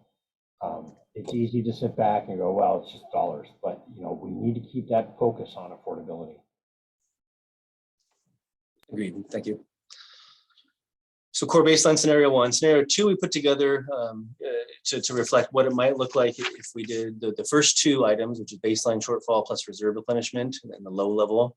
And then if we added two additional items. So the blue arrows you'll start to see in the next slides are kind of indicating to you and the public what is additive to the prior slide. So baseline and revenue from the prior reserve, I should say, from the prior slide, and then all water supply projects from the water supply slide, plus a $500,000 service enhancement, and that would be for BIFIP funding. And so those were amongst the highest priorities I think we've heard from the board the last couple of months, and so that's why we built it out for this slide. If we did the bare minimum plus those two, and so you see how that changes the numbers here across the bottom.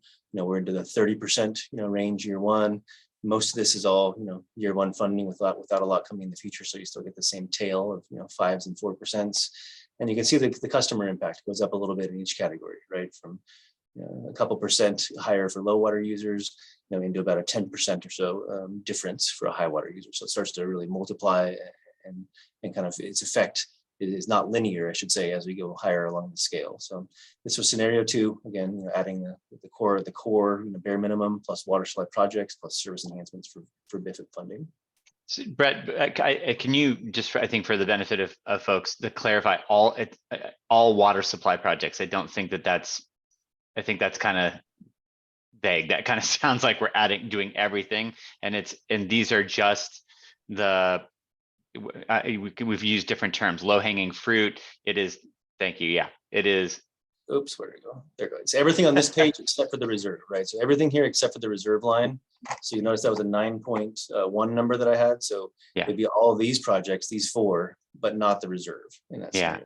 I think it's really, we should retitle that in some way that makes it clear that these are, they're either the highest priority or they're the staff recommended urgent, critical, yeah, even more than that. It just projects. Urgent ones is a good word. Yeah.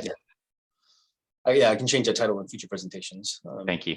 But that's the Good to dollar see. amount is for the projects on that slide. Okay.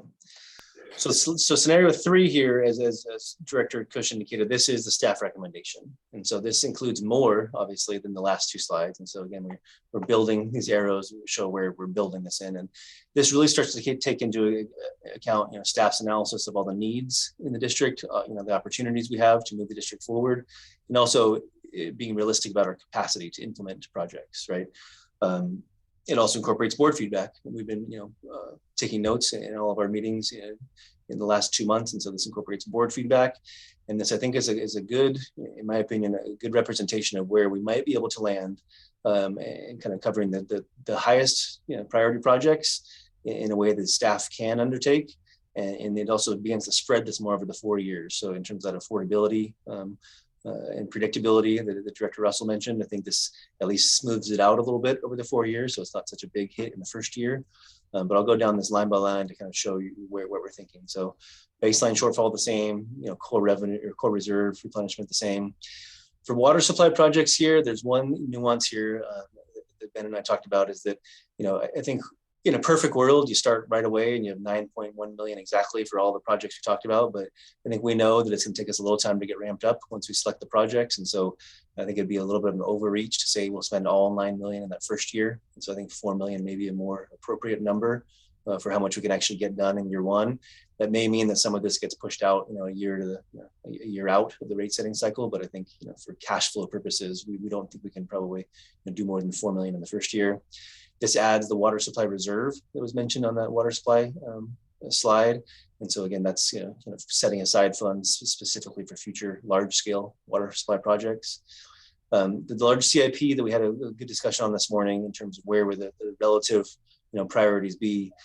This kind of indicates that we wouldn't take it on in the first 2 years, and we'd have more time for the board to kind of help refine our decision making and exactly where we spent our funds. But it's essentially 5.2 million in debt service for the 2 largest projects, are about up to $50 million worth of projects. And so this can be a placeholder for now. We could have specific projects. Right now it covers the top 2 on the last list, which was Smith Saddle and North Marin Line.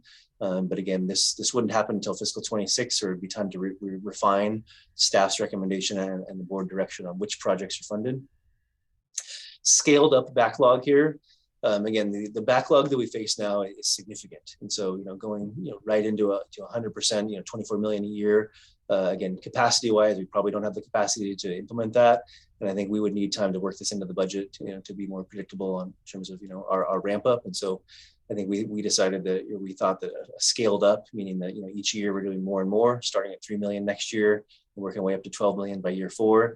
That gets us to about half of our target. So, some items on those lists of deferred maintenance, we could fully, attack and say we're no longer falling behind on pipes, we're no longer falling behind on pumps, or we're fully funding the watershed. We could pick and choose, which of those are more appropriate. But as a placeholder, this gets us to about half of the deferred maintenance needs, ramping up over the 4 years. It maintains the BIFIP recommendation from earlier slides. It adds additional enhancements here, we being the ranger trainee and the training and development manager district-wide. So it adds 2 staff members essentially there.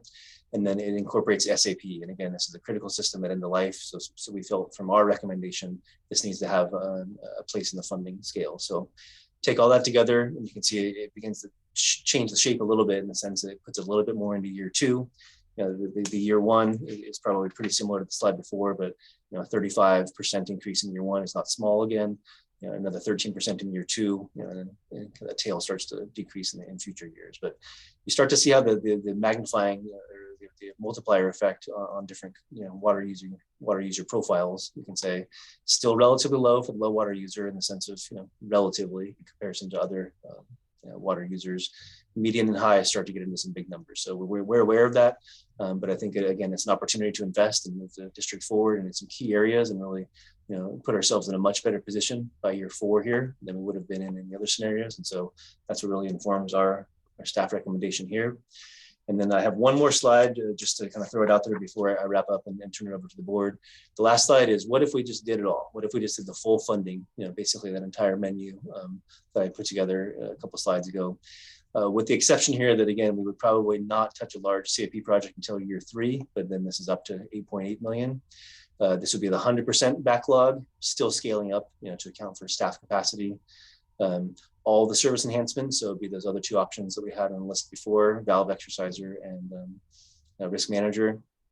This includes AMI in year 4, so a little bit more expense in year 4 to begin that AMI RFP and selection process.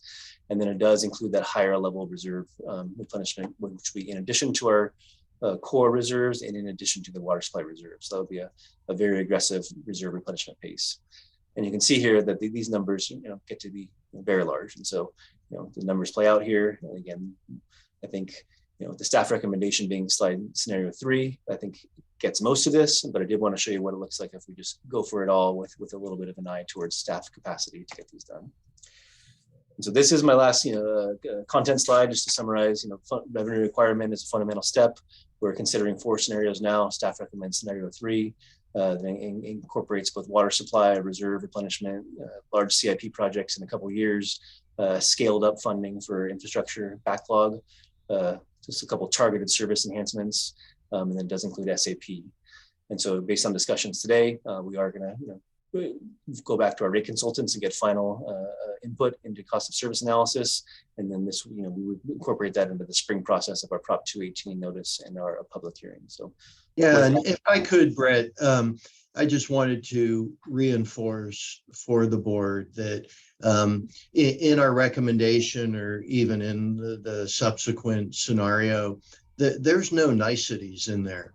There's no wants. There's not even needs. These are all critical opportunities for the organization to increase our resiliency in various ways across the board, and think about this district, not just today, but what we look at like 5 years and 10 years. That said, the staff recommendation does consider capacity of staff to ramp up and increase the capital work.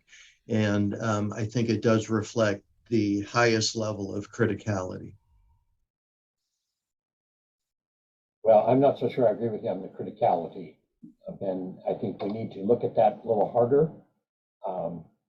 I think that you need to take a good, hard look at what is critical and what isn't critical, or urgent, or whatever word we choose. And rub the tummy a little more. I think you're getting there. One question I have for you, Brett, is how much backsliding do you think will occur in the higher numbers such that the district doesn't achieve the income that you're anticipating? It's a really good question. And, I wish I knew. I wish I could program me that. too. It may be nothing, maybe 0. It would surprise me that it's 0, but we need to keep that in mind. That's kind of a tricky one. The other part that concerns me here, Ben, where we are, is I don't see where the labor cost increases are, unless I missed it. In the baseline, right? We have that in the baseline, Larry. Okay. Yeah. Okay, that's cool. Yeah. So all right. So Larry, finish your comment. What are your thoughts on this? I'm done, Jay. Okay. Cool. So you would like to see more analysis on how urgent these items are? Yeah, I'd just like them to take another look to make sure they're all equal, or if there's nothing you would give away. You asked me a question the other night, what would I remove? Well, that's a hard question. But that is the question we're asking here is what could be deferred? What could be reoriented to reduce the immediate impact? That is exactly the question. Okay. And, we're asking you guys, I'm asking you guys to put those in the order. If it was your money, where would you spend it? I would look at the scaled up backlog. And the reason I'm saying that is I believe that the board and the public do want to move forward on water supply resiliency. I think having a water supply reserve is prudent, and in a way it addresses the earlier comment by Director Schmidt. If we do that, we will be able to say, because we will be in fact funding our entire roadmap implementation, including the long-term projects. And doing 2 of those 4 large CIP projects, I do believe is prudent for the reasons I noted. When I look at the backlog, I do appreciate your comments and perspective, and I look at it as a long-term endeavor. So there's always opportunities and legitimate ones to delay. I do think what's most important is a trajectory to increase our level of capital investment. But if we did want to be a bit more modest, if that was the consensus of the board, I think slowing that, trajectory a bit would be an area to look at. Okay. Ranjiv, do you want any comments? Thank you. There's no way to counter what Larry is asking for. I think it's those are the right questions. I just maybe on a higher level, I just want to reflect a little a few things. Larry and Ben, I don't know if you've heard the sort of the water sector mantra cliche of the 3 lows. It's something I run into a lot when I'm overseas in particular, and the 3 lows stand for low revenue, low investments, low quality of service. And just want to make sure that, we don't end up by delaying some activities for another 4 years. We start to actually enter that pattern. I think we're very far from that at this point, but this is our opportunity maybe to ensure that we do not enter into that pattern. We started the discussion today with sort of in an evaluation, talking about administrative and employee related issues. I haven't had nearly the same levels of employee engagement that, say, Jed has had. But in the little bit that I've experienced, one of the concerns that jumps out is we're not investing in our organization. We, on almost every angle, and to me, that comes back to that larger nebulous, issue of feeling like we're part of a bigger mission and supporting a purpose. When all of us feel like we're not investing in that mission or purpose to the degree that's merited, I think that does have an impact on a lot of areas. So yes, maybe we need to scale back some of the backlog investments in backlog. Will that have will those scaling back a little, will that have a big impact on the overall rate increases?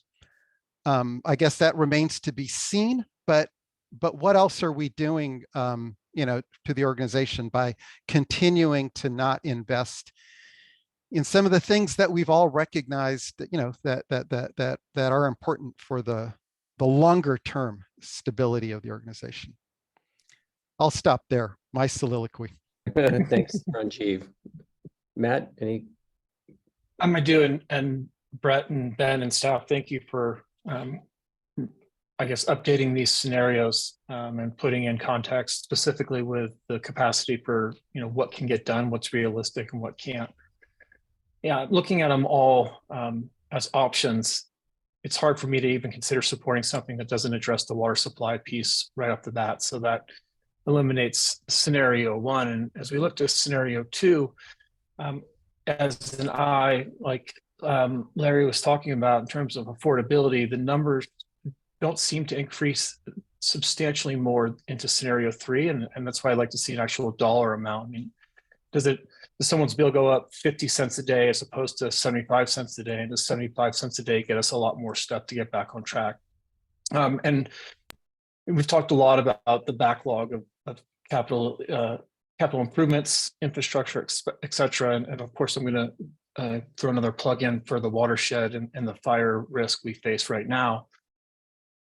But it seems like scenario 3 starts to address those things and drives that stake into the ground from which we need to move forward on a path to getting into a better place. And so I do like that the staff recommendation and specifically how it's ramped up to support capacity in the workplace. I did have one question about that, and it's something we've heard over and over again about the value and the importance of the valve exercising team, and why that would be removed from scenario 3 if it was such an important piece for it. But those are my thoughts now, and I do like how scenario 3 is playing out, though. Thank you. Thanks, Matt. If I could just speak to the valve exercising crew, it's a great comment. And when I heard about that, we used to have the crew, and due to financial reasons, it went away. It was quite painful because I fundamentally understood what that means, that the thousands, tens of thousands of valves we have in the system, many don't get operated routinely, meaning open and shut. And when that happens and you aren't out there doing it with a crew like this, the valves become frozen and they aren't there when you need them for emergency response, for other system activities. And you have a break, instead of 3 people out of water, you have maybe 300 people out of water. And maybe that's an exaggeration in terms of the average impact, but the impact increases over time the longer we don't have it. So I think not having that in here in a way is an omission. In another way, it shows that everything on these slides is important. But that one particularly is something that feels to me painful, not being on the recommendation, and maybe a fair omission. So thank you for that comment. And just on that same vein, I'm sorry, Larry, go ahead. No, go ahead, Matt. I was going to say, and I ended my comments too early, but the AMI implementation piece, I think, is another one that fits the omission category, especially based on the cost of it into year 4 of this. And Ben, keep in mind, numerous client water treatment permits, distribution permits require that valve operation as a part of the permit. So we probably have that, or we will have it in the future. So just, you know, that one to me is a pretty low-hanging fruit. I presume we have electric operators to do that. We don't have to futz with the manual. So, you know, it's just a matter of paying attention to it. Monty? Yeah, thank you. This is really very thought-provoking, and I don't want to repeat comments that have been made. I think really, to me, the question comes down to scenario 3 and 4, and the reason being is that I feel like, at least as an elected member of the board, that my job is to support the water district to achieve its goal, safe and reliable water supply for our community. And that's like basically making sure that we are maintaining the reliability and the health of our district and our systems. I look at our backlog of maintenance, and it becomes a question of, to me, that in the past we have kicked the can on staying up on things such that we are now increasing costs into the future. I have a generational equity concern about not getting at that, and it's expensive, but it will only be more expensive for somebody else down the road. It's not fair to keep pushing that cost out into the future. So to me, in many ways, that cost, which is substantial, is a question of at what rate can we reasonably get at it. Scenario 4 in many ways is what is just. It actually gets at getting back on top of this and covering the real cost to maintain our very complex and very aged system that we've had lots of presentations about that explain why it is so complex and why it is frankly so expensive compared to other water districts. I also am very, very, very mindful of the impact of our water bills. I am really appreciative of the fact that we have that the approach that we're taking here rewards and incentivizes low water use. I think that's a good thing, and everybody who wants to reduce their bill can, you know, in many respects, especially the high and medium water users. And so there's a way to get down into that lower cost structure, and I think it's great that there's an incentive there. But I'm really, I think that as we go forward here and deliberating these, really figuring out what is the just way to manage our system so that our future community, our future residents and our current residents have a reliable system is really driving my thinking. So, and I think, the addition of exercising the valves is a really important one, and AMI into the future, I think is also something that we ought to be planning for. So thank you.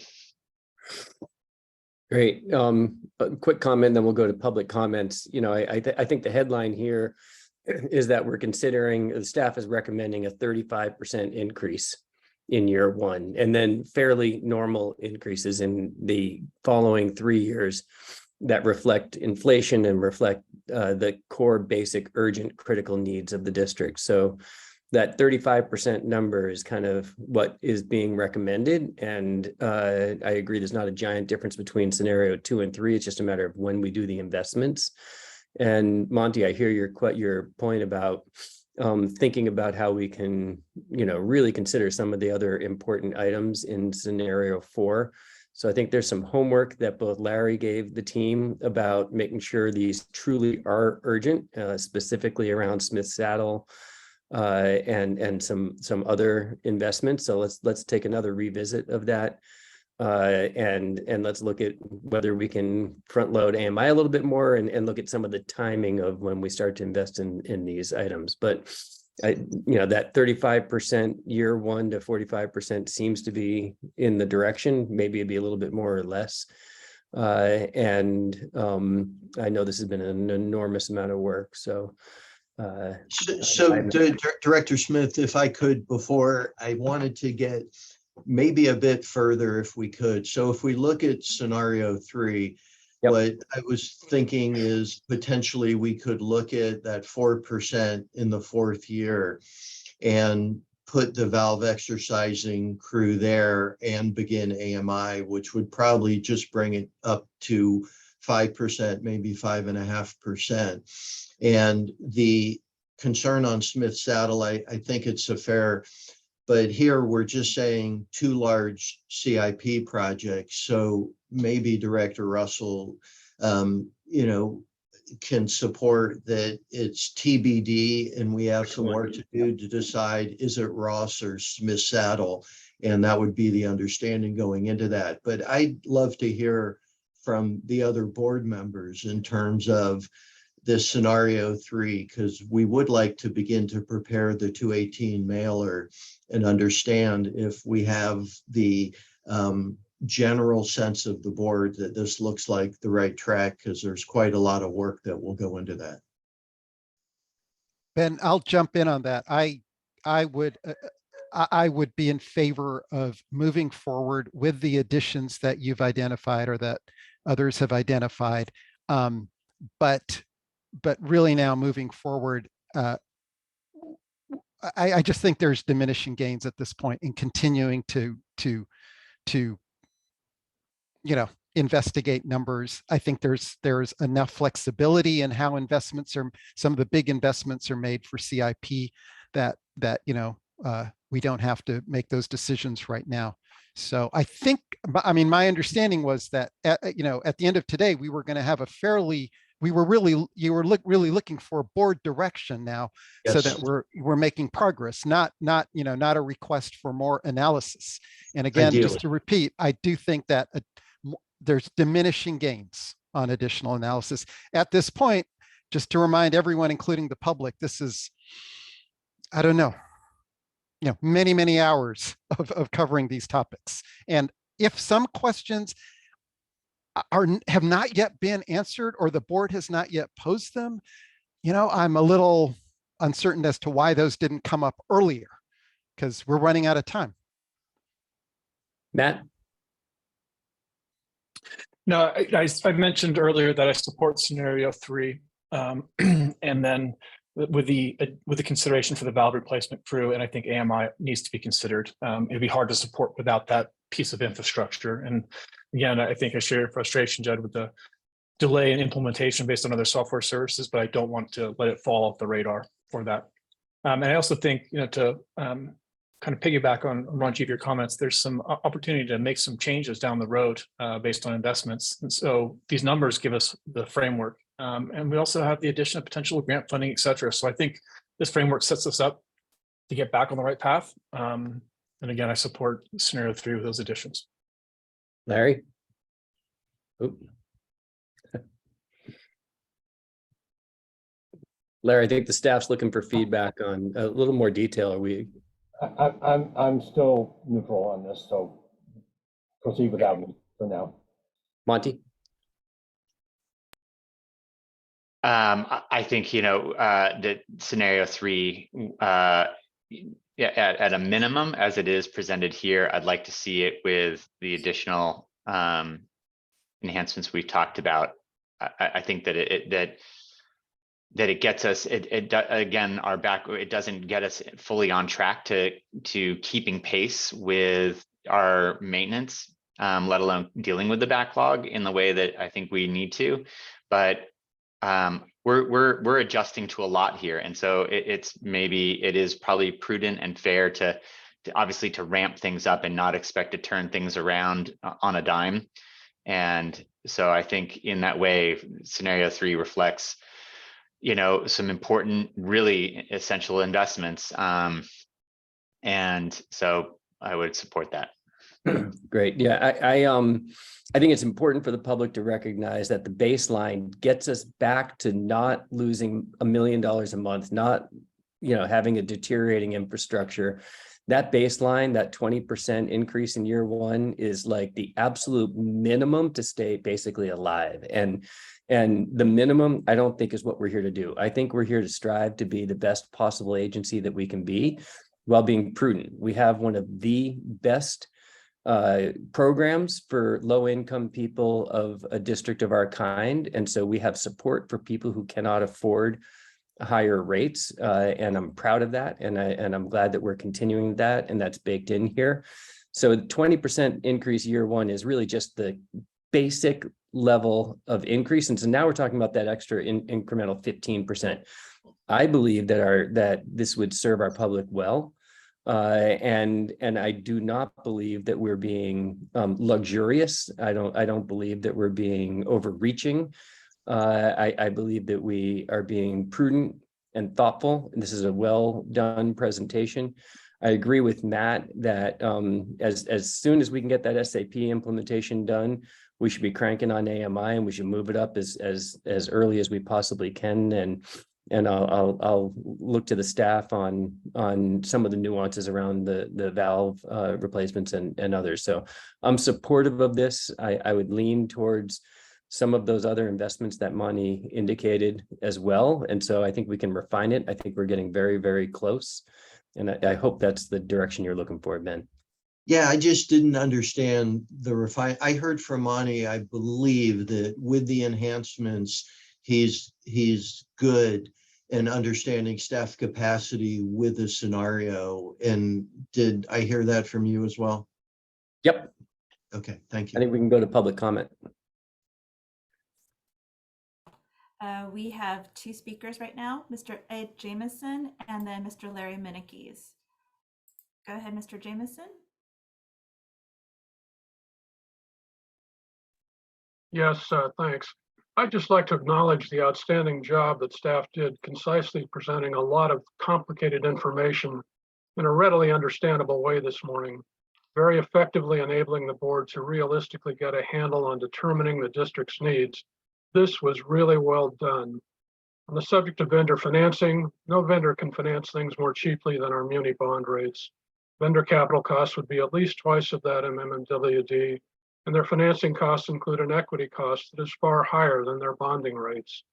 And I'd like to second President Schmidt's generational equity concern. It would be wrong to continue to push these costs onto the next 2 generations of Marin homeowners.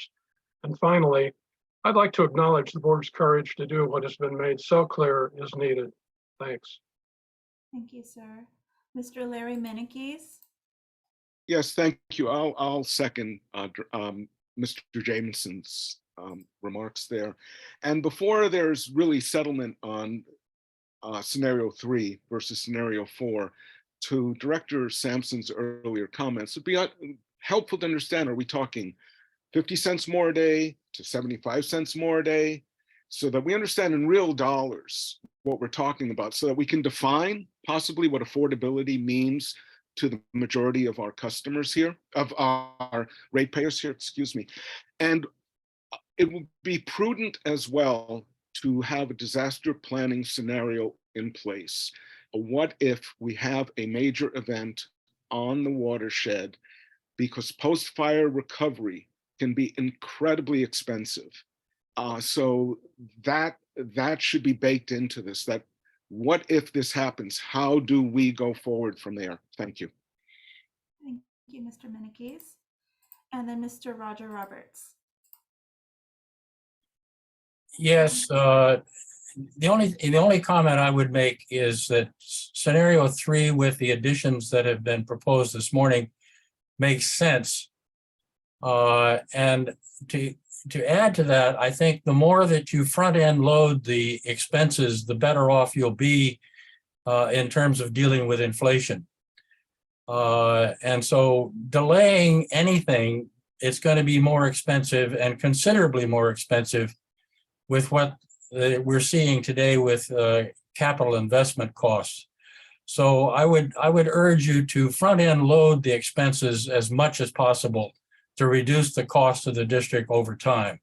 And the bondholders will be thankful for that at the end of the day, because it will be, you're going to have, if you bond it later, it's going to cost you more. That's all I'm going to say. So please front end load and please add in the additional investments that were discussed this morning. Thank you. Thank you, Mr. Roberts. There are no further speakers. Great. Brett and Ben, I hope you have the guidance that you are looking for. Obviously, this is not a vote. This is a recommendation going forward for the board to consider and for you to refine for our 218 filing. So, right. So the next step for clarity, on the next board meeting, March 7th, we would bring the financial tables and associated information that would go out in the 218 mailer. okay, great. I think any last comments that anyone wants to make at this time? All right, I tend to pride myself in efficient meetings. We went overboard 21 minutes here. I apologize, but we can adjourn at 11:51. And I thank everybody for their participation and support. Take care. Thanks, folks. Bye-bye.